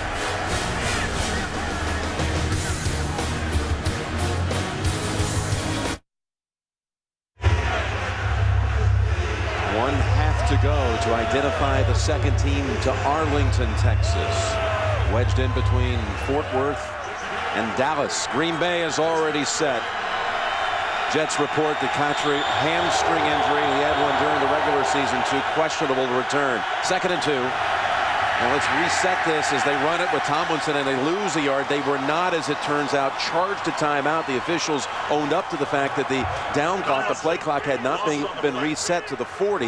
Yes. Sanchez won his appeal and was able to get back the timeout. They reset it to 25 seconds, but Lamar Woodley on the outside.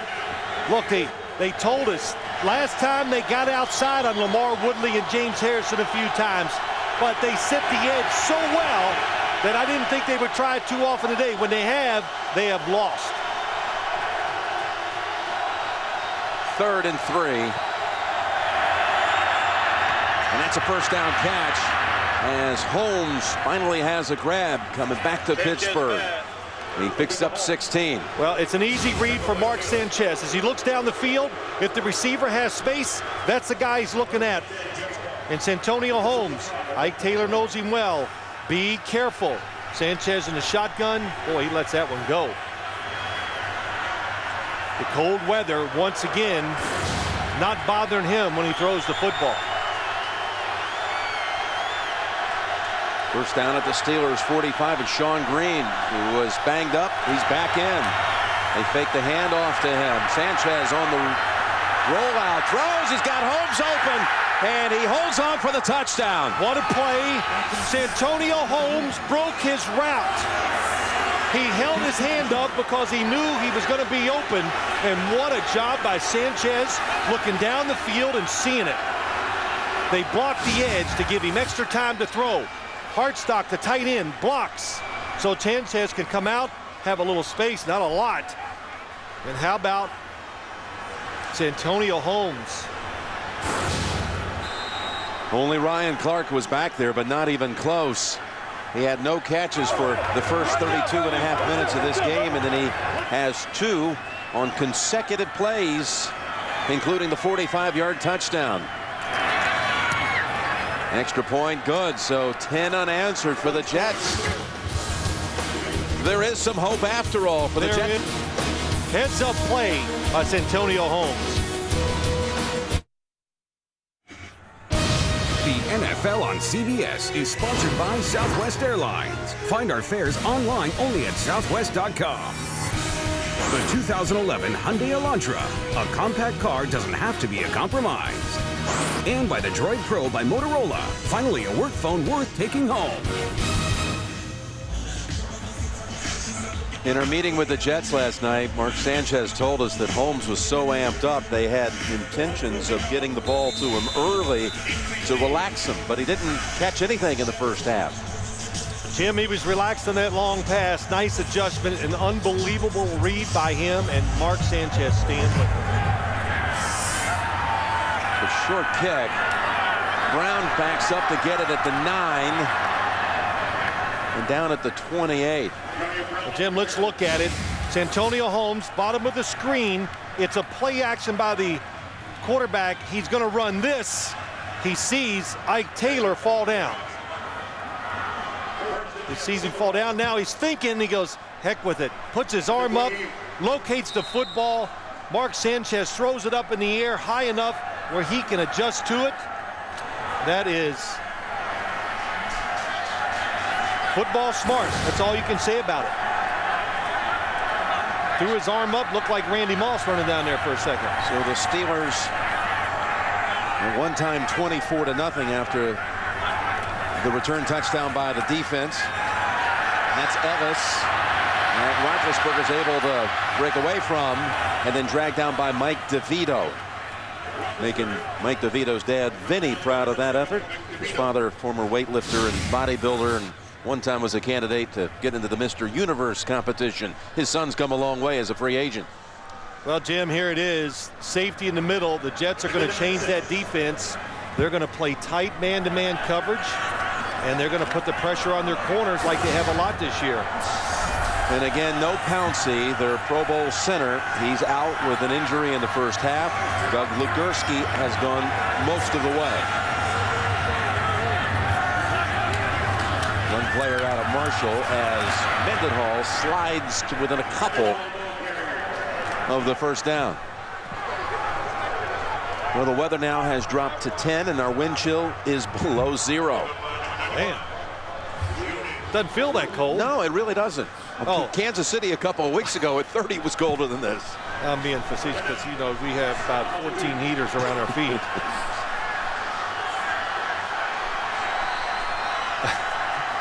Third and 2.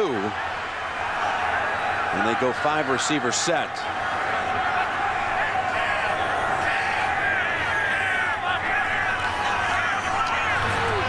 Almost intercepted by the rookie Kyle Wilson.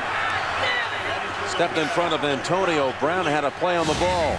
They are definitely coming up to the outside top of your screen. Oh boy, you can't do that if you're a receiver. You've got to fight through the defender and stay in front. The 2 out of the 3 plays, the Jets, hitting right in the face. Football got there fast. He throws it hard. With Patry out, they've got Cromartie back deep, and the Jets come crashing in, and there is a flag. Westerman running into the punter, and the ball settles at the 25. It was 4th and 2. Did they get perhaps a hand on it, though? Foul. No, I guess. Roughing the kicker. Defense. The ball was not touched. It was not touched. 15 yards, the first down. Kapanos knocked down by Westerman. Well, Jim, let's see if he does get his hand up. Comes free, not even touched. Watch our supervision cameras. And I could see no evidence that the football was touched.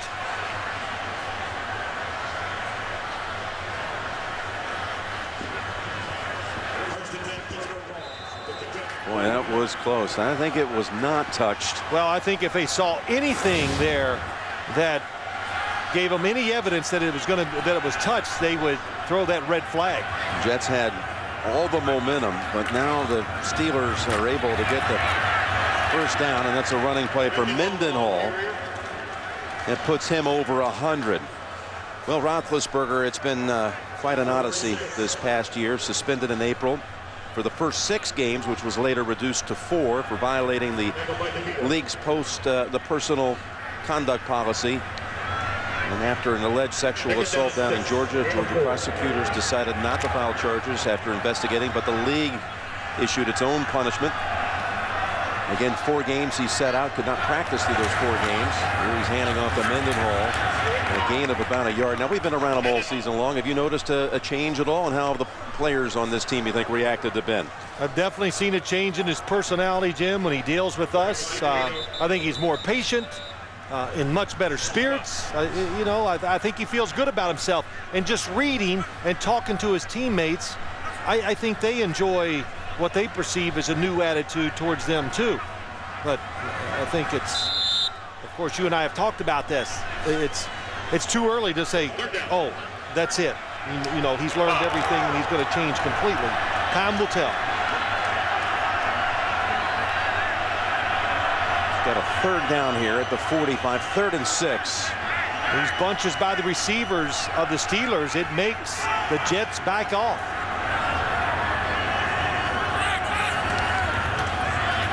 Jets come in on him. What a catch by Moore, who was somersaulted down by Cromartie, but not until the Steelers move down the field with another first. Picks up 9. Yeah, Mwelde Moore comes out of the backfield. He acts like he's going to go out in the flat, because that's what all backs do most of the time. Instead of going outside, he turns it up inside. It caught Eric Smith just enough to create that window, and that was a tight window to throw the football into. That was a good piece of tackling by Cromartie on that one. But what a catch, too, by Moore. Steelers fumble the football, and again with the new center. That's the first little misstep between Legursky and Roethlisberger. Recovered for a loss of a yard. See if we can tell what happens with those gloves on. It's hard to drop anything. And it's been Roethlisberger pulling out just a little before the football gets there. Hit him on his fingertips. 2nd down and 11.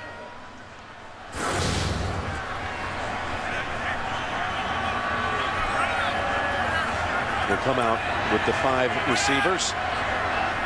And 2nd and 11.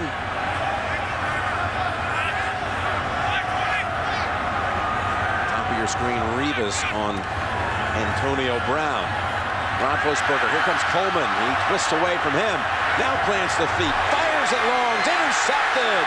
The Jets, Rodney Poole has it, and the Jets want momentum. They still have it. Their 2nd interception of Roethlisberger on the game. 24-10, 3rd quarter. Jets with the takeaway. Roethlisberger's first multi-pick game of the season. He almost got picked earlier on the drive by Kyle Wilson. The Jets almost blocked the punt, but were flagged for roughing the punter. Then they finally did get the interception.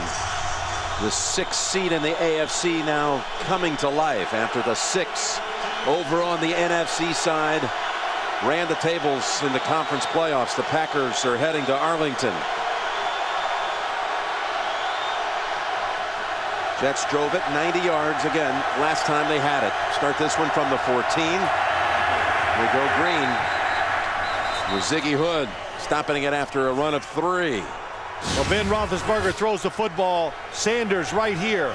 Going to go all the way across the field. By Roethlisberger avoiding Drew Coleman. He thinks he's wide open. He throws it inside. Also, he throws kind of a hanging curveball. He did not get all of it when he threw it. It hung up in there. And even if he threw it perfect, I think Poole's still going to get there and make the interception. Hatchery is back in the game. He's on a wing to the left. 2nd and 7. Across the middle and too high for Holmes. That was dangerous. Taylor on the coverage. It was. I was going to say Jericho Cotchery not being there, it really hurts the spread offense by the Jets. And the Pittsburgh Steelers said enough of this. They're going to get after it. They send the blitz. He comes in free, and a good job by Mark Sanchez just getting the football off. Dick LeBeau is not going to just sit back there and watch his defense get picked apart and not put pressure on the quarterback. 3rd and 7.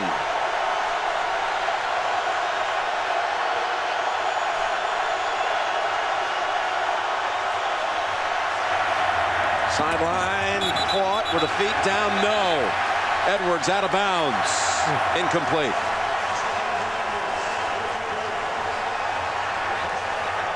Good decision by Sanchez. This is an excellent throw. He throws it where it's safe. Oh, he puts the left foot out. He plants it out of bounds. Yeah, he did. He does not have a catch on the game. He's drawn a couple of penalties, has Edwards. No catches. And here's Weatherford. That's his best punt of the night, and it's mishandled and goes out of bounds. Randall L. Goes out of bounds at the 30-yard boot on a chilly night in Pittsburgh. But the action is warming up. 24-10. The NFL on CBS is sponsored by TD Ameritrade and by Lipitor.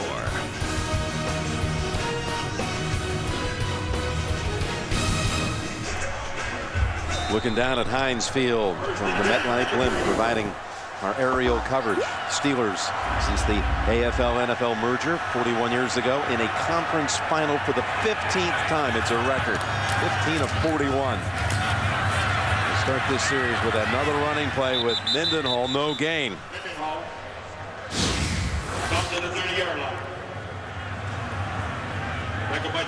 How much do you think the players feel it on a night like this? Of course, these cold weather teams, they played in this before when it was in snow when they were contesting the game 5 weeks ago. Fans that paint their face like that never feel the pain. And the players, Jim, I don't think it bothers them at all. I haven't seen nothing that would make me think that the skill level has changed because of the cold weather. 2nd and 10, nearing 6 minutes to go, 3rd quarter. And Mendenhall is on his way to a gain of about 6 into the arms of Poole. Yeah, running down that left side. Chris Keamoatu, the left guard, and Jonathan Scott just both having a good day run blocking. It always helps when the running back's out there getting those extra yards for you. Mendenhall with 109 yards. Steelers honorary captains for this game.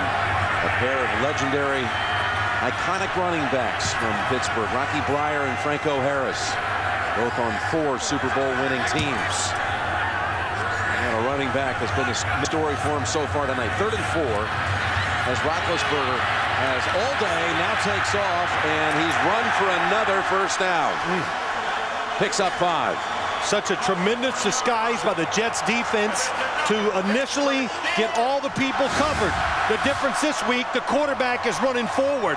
Look at the defenders going out to his right. Nobody's open, but you got to stay in front of him.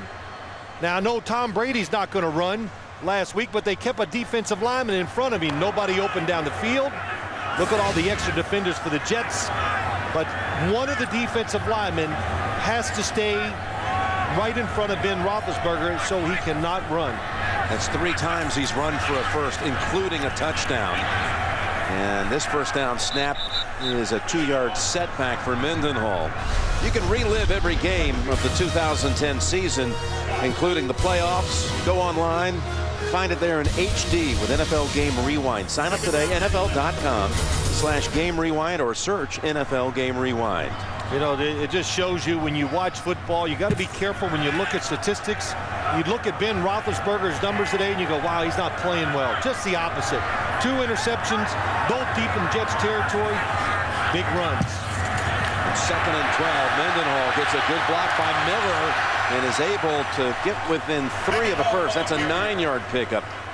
Miller was able to shield David Harris to make this thing go. Well, again, Chris Keamoatu on the outside. Calvin Pace knocks him out on the run.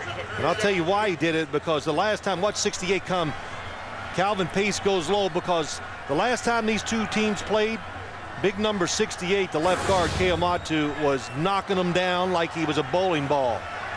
And he does it And then once you're on the ground, he hits you again just to reinforce the point. He's lined up against his old college roommate right now, Sione Bioha. They were same recruiting class at Utah. How about that? On 3rd and 3, Roethlisberger in trouble. Again, able to get away. Is he going to run for another first? There's a flag down. He's hit from behind. He ran for the first, but there are flags down in a couple of areas.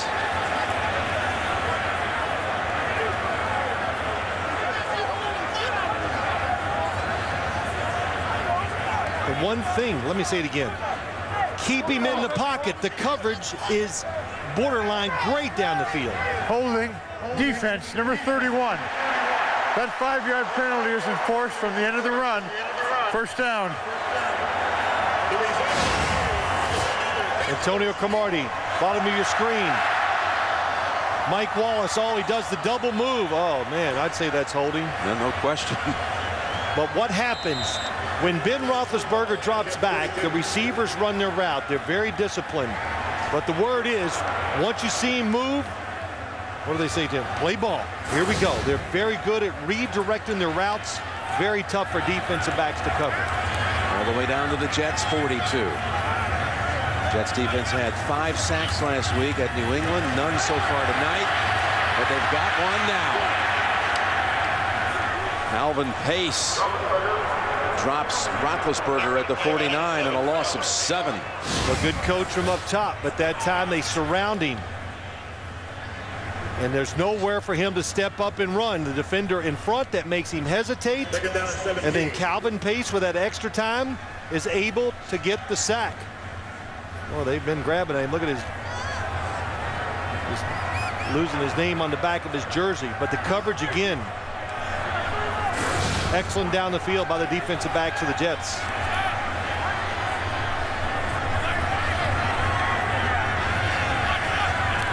On 2nd and 17, it's Moore, and he's got nowhere to go. David Harris drops him for another loss. This one set back of 3. Oh, what a job. Trevor Price just ruins the play. He times the snap count perfectly, gets in the backfield, ruins the blocking.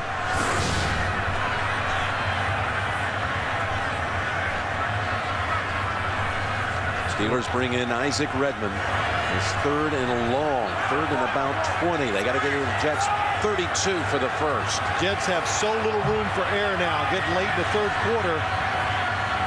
Can't give up a big pass here. They're going to sack him for the 2nd time in 3 snaps. Trevor Price and Jason Taylor combined on that one on 3 straight negative plays. That one a loss of 5. Well, when I say the Jets can't give up a big play, of course you say that, but I'm just meant not to give up yards where they would maybe think about going for it on 4th down. And Ben Roethlisberger, be careful in this situation. A sack means nothing because you're around the middle of the field. That's when a quarterback should hold it on 3rd down and look to make the play by moving around. Campanos almost had that last one blocked. He was roughed, and Cotchery is good enough to go back and return punts again. Steelers using the play clock all the way down. So since that last penalty was called off because of the roughing the punter, that's officially the first punt by Campanos. 37 yards. Jets got to Big Ben 2 times, and they're back on the field with their offense.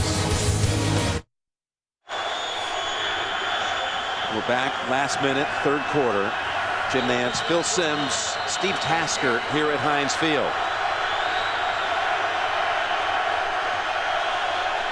Jets snap it from the 19.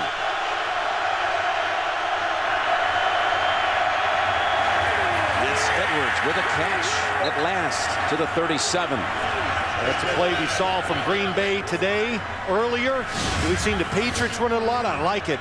A good play action fake inside. Good sail by the offensive lineman. Creates the space between the receiver and the safeties. Nice catch by Braylon Edwards. And on this cold night, we've got another player down. It's Ryan Clark right here, 25.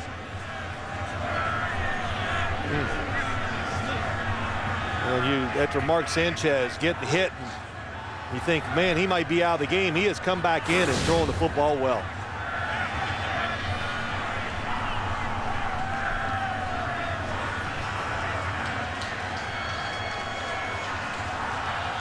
Clark will have to sit out at least one snap. Again, the Pro Bowl next Sunday. Live from Aloha Stadium. Check your local listings.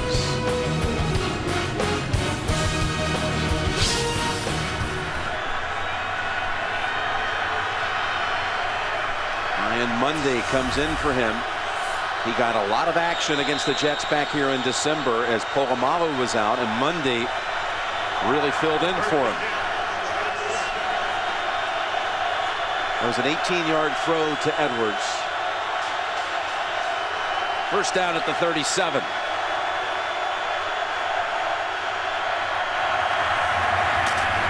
Tomlinson straight ahead for about 4. That'll probably close out the quarter. The Jets with that touchdown on the first drive of the quarter. It's 24-10 heading to the 4th. Back after this message and a word from your local station, and you're watching the NFL on CBS.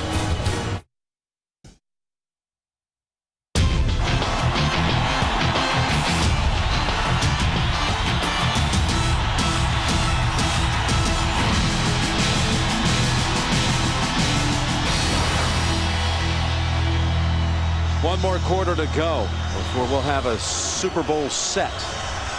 We're going to find out the Green Bay Packers opponent for Super Bowl 45. Jets were down here 24-0 late in the first half. Got a field goal with 9 seconds to go before the intermission. Then a touchdown on the opening drive of the third quarter.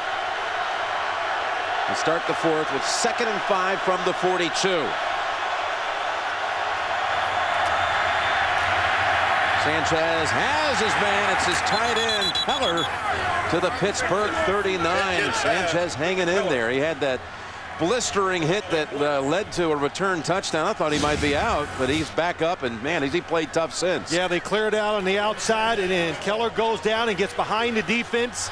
They brought a tackle in, Robert Turner, to give him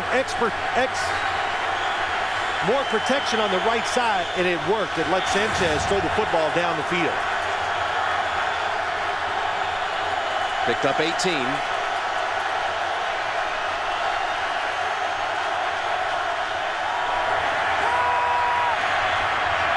for the big ball, and that is over the head of Braylon Edwards, and airtight coverage by William Gay.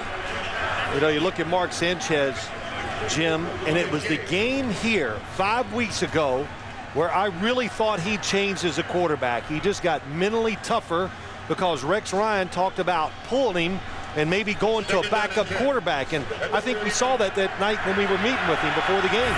Yeah, you know, when he was coming in last night, we mentioned in the meeting, he said, yeah, I was thinking about that riding in from the airport tonight. How that felt that night before. You guys were asking us questions about that. Ryan told us you got to have skin like an armadillo. Boy, he really has. There's the pass to Cottrey.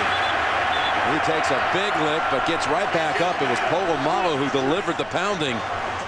Gain of 6. And when I say that about just Mark Sanchez, I'm not talking about taking the big hit and then coming back from. I'm just talking about grinding out, playing, being tough. Sometimes it's about going out there and fighting. It's not about just playing. And Troy Polamalu, we have not heard his name much today. Gets a big hit there. Might be 4-down territory. Oh, it is. From the 33.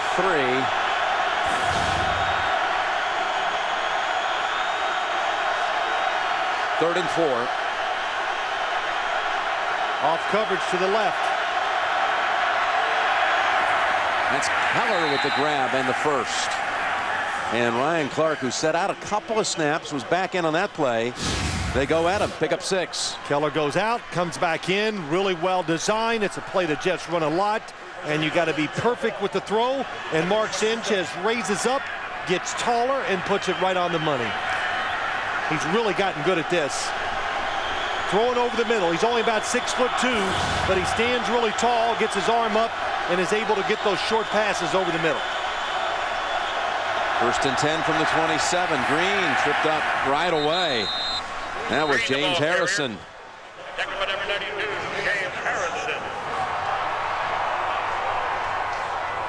That was 15 at kickoff, opening kickoff. And it's down to 8 and a wind chill of 4 below.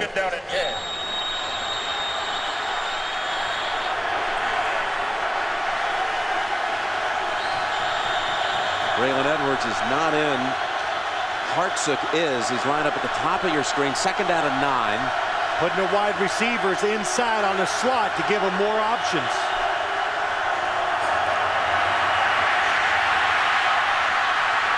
Sanchez slides to the 19.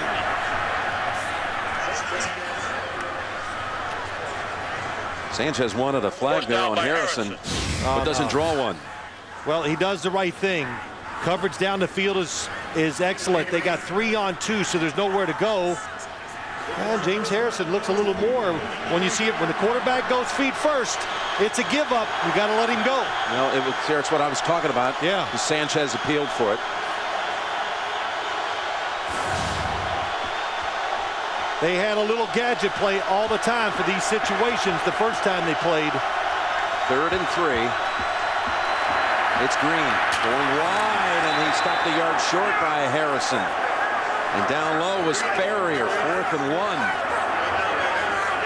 Boy, James Ferrier coming from inside, getting out there.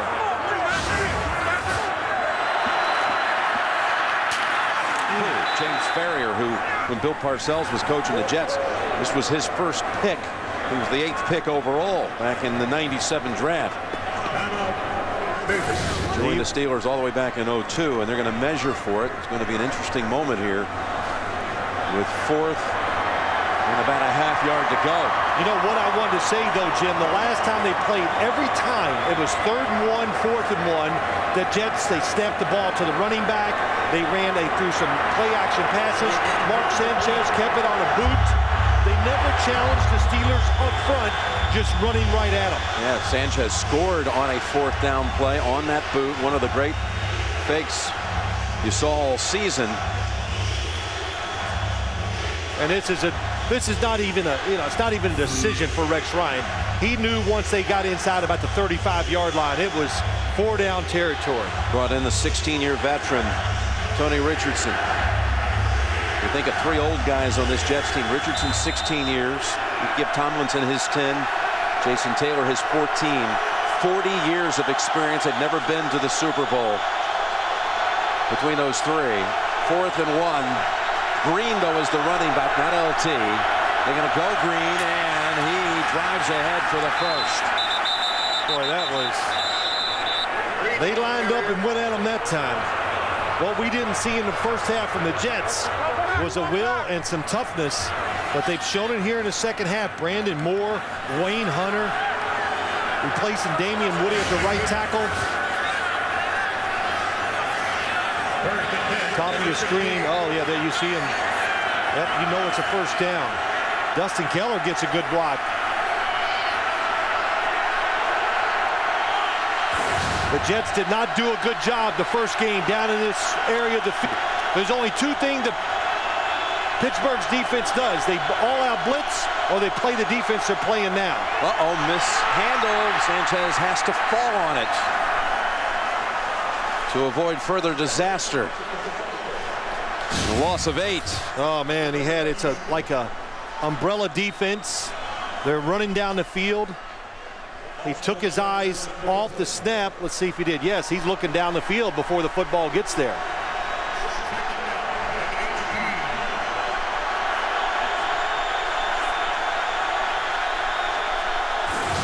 Makes it 2nd and 18.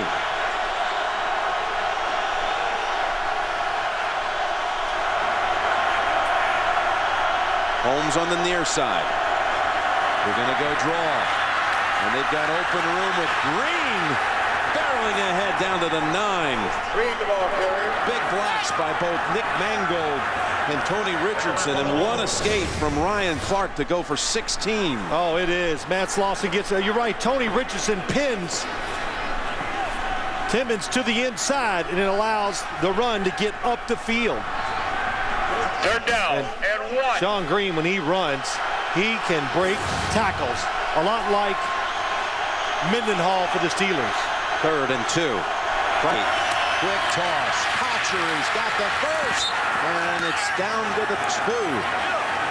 You can hear the blocking outside. On TV, I could hear it. The nice blocks outside, the screen, quick to the outside. Oh, Braylon Edwards, Santonio Holmes, both just completely flush the blocks and allow for the first down to Cotchery. Been an impressive drive. Play number 14 coming up. Tomlinson clears out of the backfield. Green is still behind Sanchez on first and goal. It's Green. Inside the 1. Green, the ball carrier. Yeah, Sanchez looking to the sideline. Let's go. Give me the play. He's right. Keep the pace going. Tackled by Ferrier.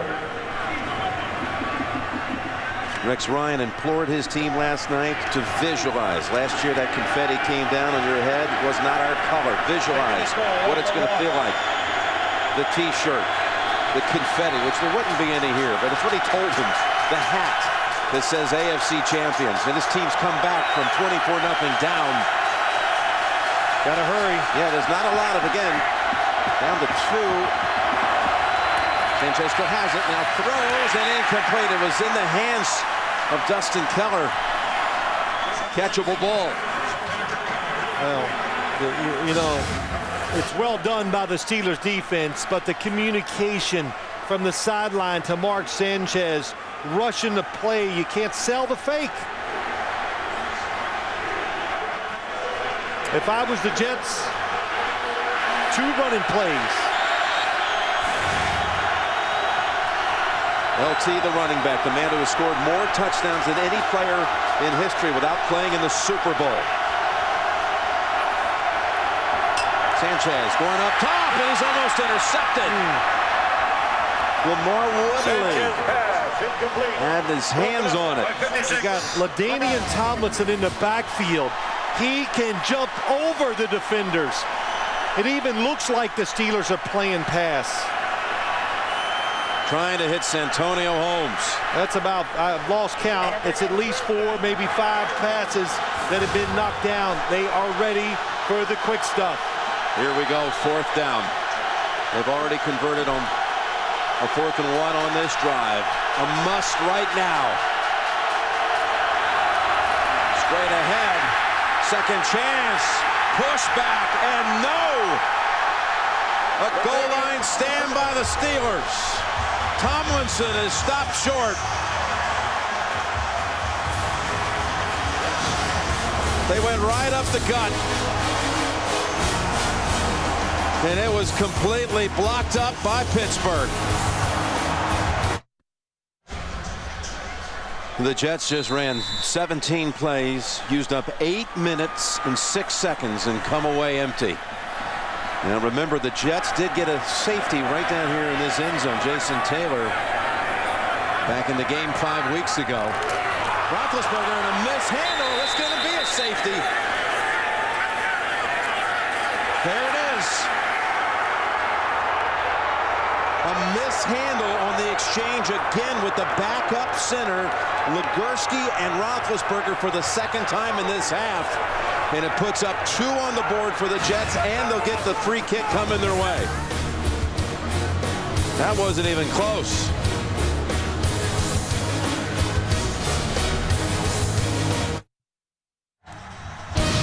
The NFL on CBS is sponsored by Verizon, the official wireless service provider of the NFL.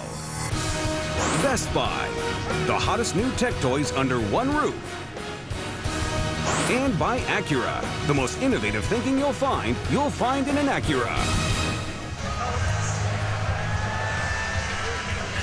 So just as they did back in December, the Jets get a safety in that very same end zone. This time, Legursky, quite an assignment for him coming in tonight for Pouncey after Pouncey was injured on the opening drive. Jets still need 2 scores, Jim. 7:38, 3 timeouts. They cannot waste time in between the plays. Papinos with the boot from the 20. He has it at the 32. Got a block from Brad Smith. And that's Monday riding him down at the 43. Jim, let's go back to the sequence. The play that's going to be talked about. The pass from down so close that almost gets intercepted. Then 4th down, you think, okay, he reads it right. There's really nowhere to go, but he gets it down to about the 2 to 3 inch yard line. And then the snap by Legursky. He's too worried about the guy he's blocking. He throws the football back. It goes low. Nothing Ben Roethlisberger could do about that. All he could do was make sure he recovered it and didn't give up a touchdown instead. That's Pouncey on crutches. So first down from the 42, half a quarter to go. It's away from Woodley. Able to release it and connect with Edwards. Good grab by Braylon Edwards.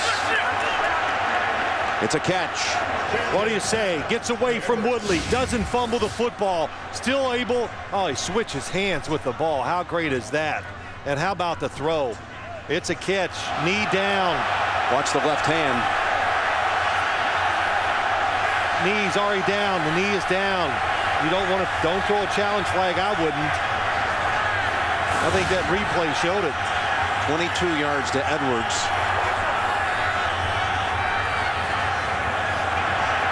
Tomlin's looking up at the big screen. Yeah, I don't think he liked it. He's got it in his hand. He's going to let it go. Mix up for the Jets and just diving back to the line. Some confusion between Sanchez and Green. It's a play wasted. Mangold might have been hurt on this.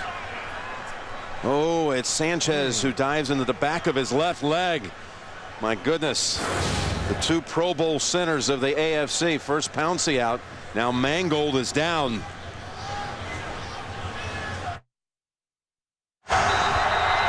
Mangold was able to walk off on his own. Getting some treatment in the left hamstring area on the Jet sideline. Robert Turner shifts over now. He's been in on a lot of plays. He's the center on 2nd and 10. Across the middle, and that's Timmons dragging down Keller a yard short of the first. Gain of 9. Well, Robert Turner, he comes in. He's the third tight end. He's a fullback. Now he's playing center. Just Jets have a couple guys, very versatile.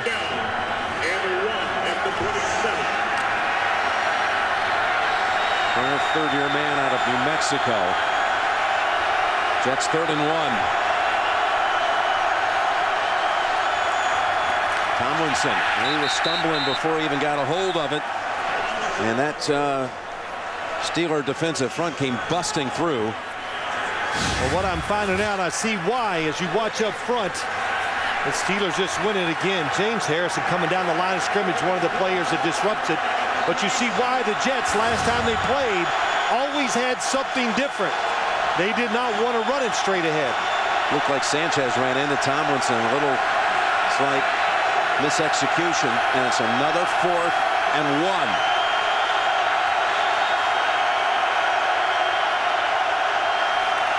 Going up top for it. They've got it with Edwards holding on at the 18. Man, was that some job? Mark Sanchez, they send the guy in motion. They shift to the left. He looks to the left the whole time. And he drops back and then turns and makes a perfect throw to the right. Picks up 10 on 4th and 1. Now, first down from the 17. Tomlinson able to wiggle for a couple, maybe 3. And the Jets, not any time now to huddle inside of 5 minutes. And 2 scores down. They do have all of their timeouts. Down to the 11-yard line. And that's Keller with Timmons tossing him around. Hard to get a big play here and get it in the end zone just because of the defense. I said it before. They're sitting back in a safe defense. Give you a few yards. Come up, make the tackle. Mangold is back in.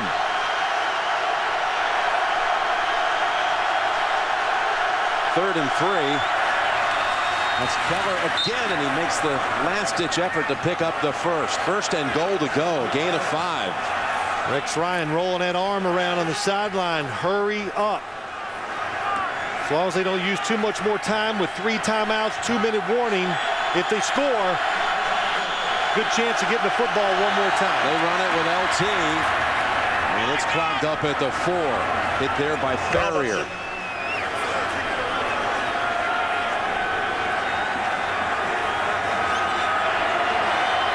Jets huddling up now. Now time to It's hard to get the big play. We said it. But the communication's got to be a little better getting ready to get these plays off. 2nd and goal from the 4. Tomlinson shifts to the right. Sanchez looks left. He's got his man, and it's a touchdown. Cutchery has it for the Jets. In the country. Well, that was some play. Shifted it back on the other side to make sure to get one defender away so they could run a pick play at the bottom.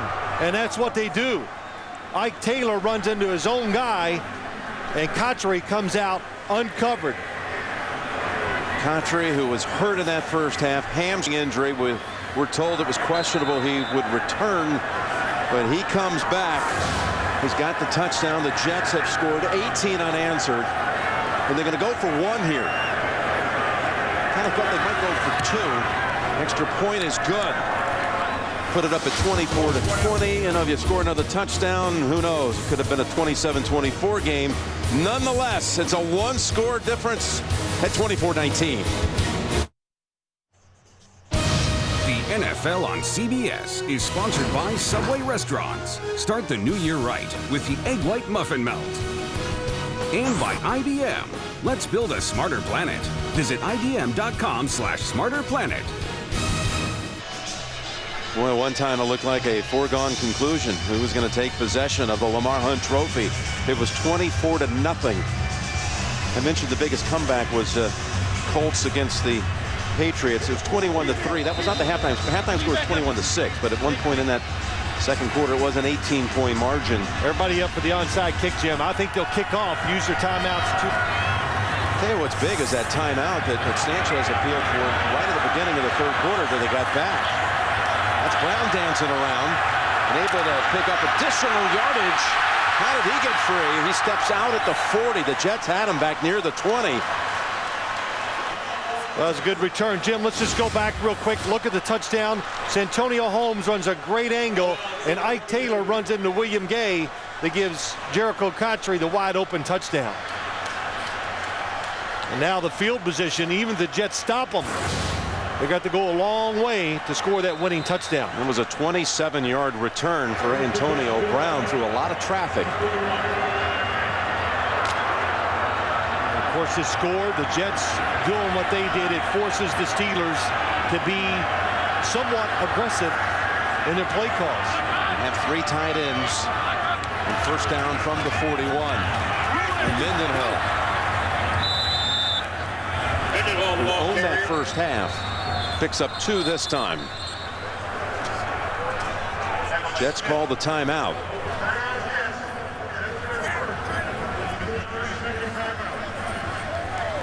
Mendenhall had 90 yards in the first half, 23 in the second. And Wednesday night on Showtime Inside the NFL with James, Chris, Warren, Phil. Cable's longest running show. Had to defend himself against the whole crew again this weekend. They're all piling on. Mike Lombardi and having a good time. And you got the last shot, huh? I guess so. It always seems to work that way.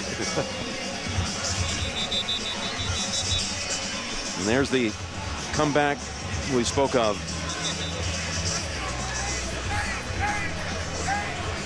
I think the Jets defense right here, no matter what you do, do not let the quarterback run around. If you don't get pressure on him, don't worry about it. Just keep him there, make him make a decision, and throw at the field. The coverage has been very good. Look how tight the Jets are to the line of scrimmage, too. With 2:50 to go. The Jets have 2 timeouts, 2nd and 8.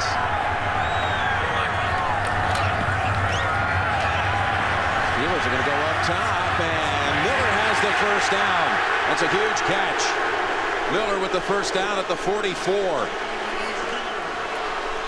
Picks up 14. Well, it's a good fake. They got 2 tight ends in the game to make sure that there's no quick pressure on Ben Roethlisberger as he makes the fake and he comes out.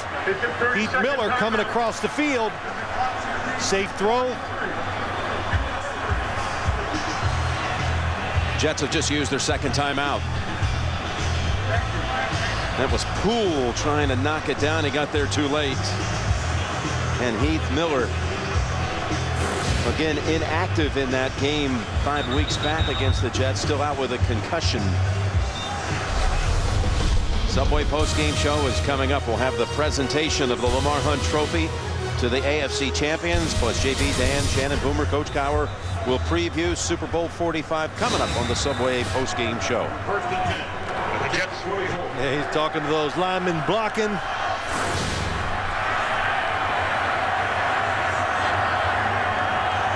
So the Jets have one timeout. And a first down for the Steelers at the 44. Mendenhall with Eric Smith, Jason Taylor, several others restricting that to 2. And now the Jets use their last timeout. We've had 2 completely different stories here, half by half.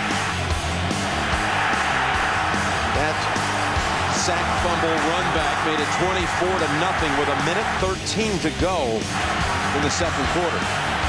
Then early in the third quarter, the touchdown pass to Holmes, the safety on the mishandled exchange, and the touchdown pass to Kotchery. Well, Mike Tomlin said to us on Friday, just talking about it and talking about his football team, how not having been Roethlisberger, the adversity made him better. And the big thing that caught me, he goes, look, we are so used to playing such close games down to the end. We're very comfortable in those situations. We don't panic. And, of course, he knows his quarterback's not going to panic either. 2nd and 8. Step move a couple of times. They had him pinned for a loss. He's managing 2 yards out of what looked like a tackle behind the line of scrimmage. Harris and Thomas finally finish him off. That'll take us down to the 2-minute warning. 2-minute warning, and after that 2-minute warning, I would suspect the Steelers will run the football, let the clock go as much as they can, punt it, and not give the Jets any extra time by throwing it in case it's incomplete. Jets beat them by 5 weeks ago. Steelers are up 5 with 2 minutes to go. You're watching the NFL on CBS. Coming up, the Subway post-game show. We'll have the presentation of the Lamar Hunt Trophy to the AFC champions. JB, Dan, Shannon, Boomer, Coach Cowher.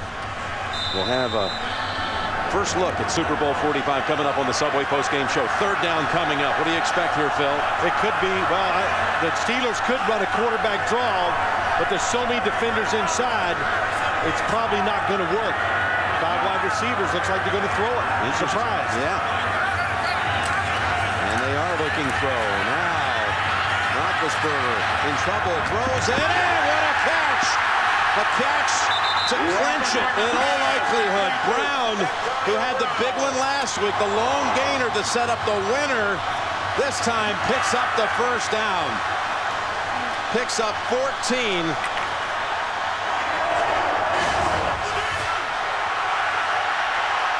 They let him get outside the pocket one more time, and I don't even know how he saw Antonio Brown coming.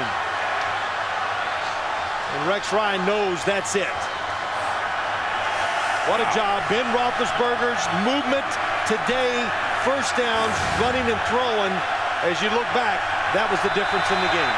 Rex Ryan, who told us last night they'll have to be really good to beat us.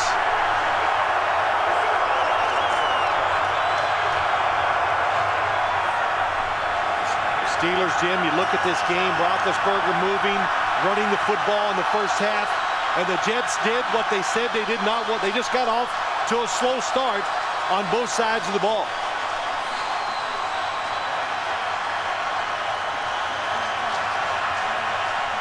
Well, one more snap, and don't forget, again, they've had a couple of mishandles. I don't expect anything here, but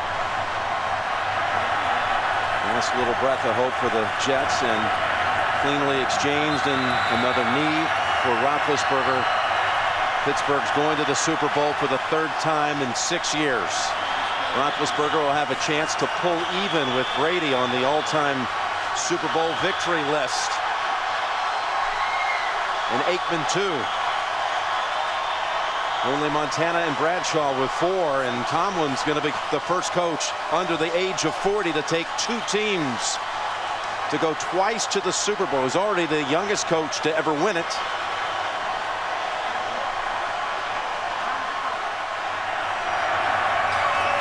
One more and it's official. The Pittsburgh Steelers are the AFC champions again.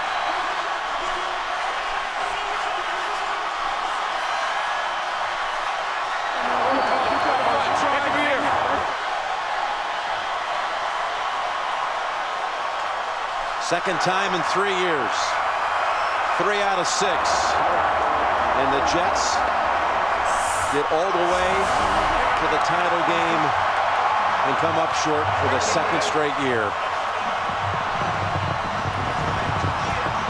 Tomlinson had hoped so much to be able to go back to the Dallas-Fort Worth area. The AFC team will be staying in Fort Worth, where he went to school, practicing at his school at TCU, but not to be. It's going to be the Steelers descending upon the gateway of the West. The NFC champs, the Packers, will be residing over in Dallas, and they'll be meeting in Arlington for Super Bowl 45. We wish our friends from Fox, Joe and Troy and everybody all the very best.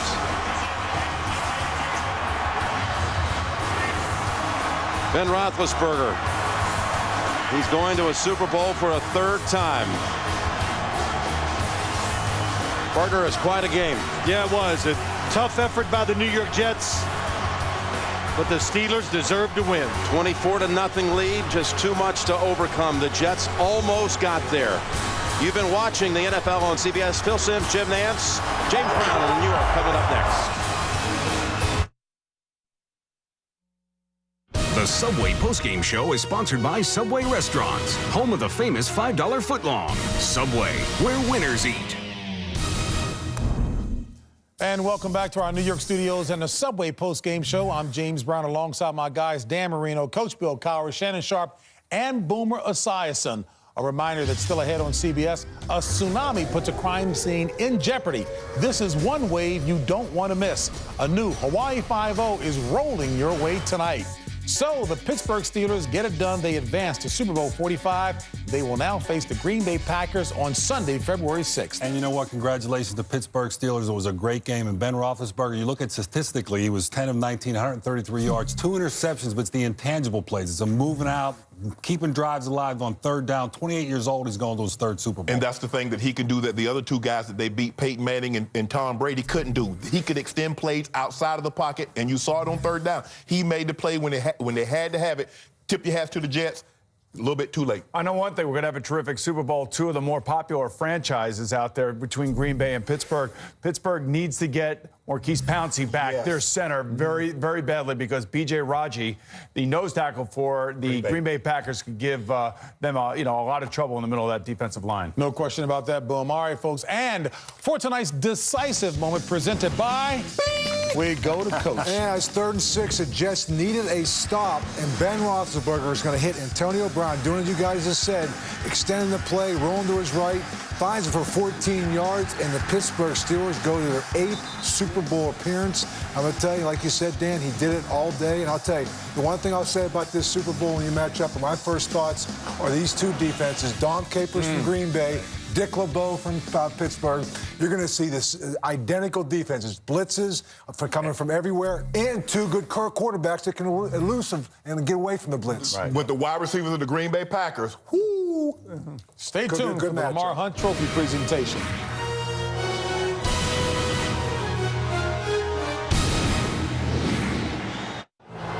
The Subway postgame show is sponsored by Subway Restaurants, home of the famous $5 footlong. Subway, where winners eat. And welcome back to Studio 43 and the Subway postgame show. Still ahead tonight on CBS, it's television's #1 new drama, Hawaii 5-0, and there's an all-new episode coming up shortly right here on CBS. But now, let's get you back out to Pittsburgh for the Lamar Hunt Trophy presentation. We take you back out to Jim Nantz and Phil Simms. Here's Jim Nantz. All right. Thank you, James Brown. And here we go. go. Pittsburgh's going to the Super Bowl.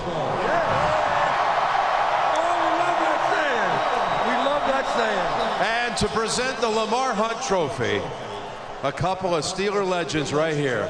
Franco Harris, Rocky Bleier have the honors of presenting the trophy to the Rooneys. Here we go. Steeler Nation, we're going to the Super Bowl. Congratulations, Dan and Art. A great year. Thank you. Congratulations to this was a great victory. We love it when it goes down to the end, right? And just hold on to your seat. You never know. And it was fantastic. But once again, we're going to the Super Bowl. And for the 8th time, the AFC Championship trophy will be presented to Art Rooney II and his father, Dan Rooney. Thank you very much, Franco. Steeler Nation, we're going to Dallas. Congratulations, Art. Ambassador Rooney, I know they're all sweet. And I know this one is especially so tonight for you. It really is. These fans are just tremendous. And this football team really played as they should have for these great fans. Well, listen, let me pass this trophy over to him, your head coach. Bring him on in here, Mike Tomlin.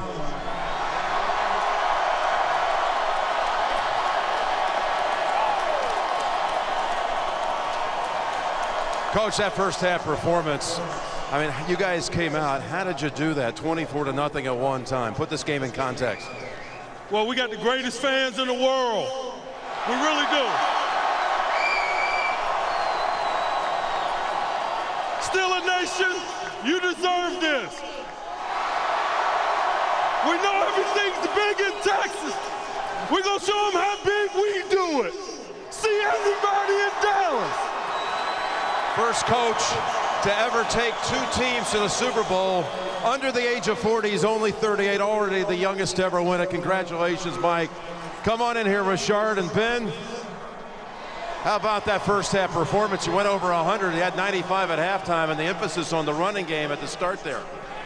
You know, we knew we were going to have a chance to run the ball well. The offensive line, they controlled the line of scrimmage all game, and we got a lot of movement, and we were able to get up on them early. Ben, you're going back for a third time to the Super Bowl, and I saw you on the way up here to the platform. This one looked like it was the most emotional I've ever seen you when you guys have won the AFC Championship. With all you've been through this year, how do you put this into words? Well, I tell you what, God is good. And this one was for the Steeler fans. I'm really proud of the way you guys came out and supported us tonight. All my teammates, love you guys. Mr. Art Rooney, good for you. Congratulations, guys. We'll see you down in Dallas for the Super Bowl. The Steelers and the Packers in Super Bowl 45. And that's the story here in Pittsburgh. The Steelers march on. JB, back to you in New York. All right, Jim Nance, time now to look at the Motorola Atrix Player of the Game presented by Motorola. All right, JB, here it is. Turns out to be the winning score. It's Mark Sanchez. He's going to get hit by Ike Taylor right here. He's going to lose the ball. The ball's going to be picked up by William Gay. He's going to pick it up, and he's going to run it in for a 19-yard touchdown. That put Pittsburgh up 24-0. Ike Taylor and William Gay, players of the game.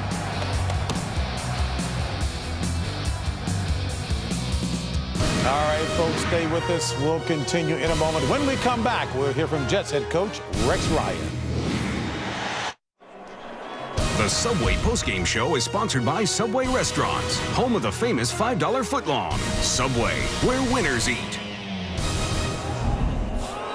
And we welcome you back to our New York studios and the Subway postgame show. Still ahead tonight on CBS, a tsunami puts a crime scene in jeopardy. And, folks, this is one wave that you don't want to miss. A new Hawaii 5-0 coming up tonight right here on CBS. And a reminder, you can follow your favorite team and all the postseason action with full games, highlights, and more. Simply go to itunes.com/NFL. Our Steve Tasker spoke with Jets head coach Rex Ryan just a bit ago. Rex, for the second straight year, you get to the doorstep of the Super Bowl and you fall one game short. After so much attention has been given to your team about the expectations, what did you share with your team and what are your thoughts right now? Well, I mean, shoot, I'm proud of our football team. We had a hell of a year. Yeah, we finished, short again. But I believe in our football team.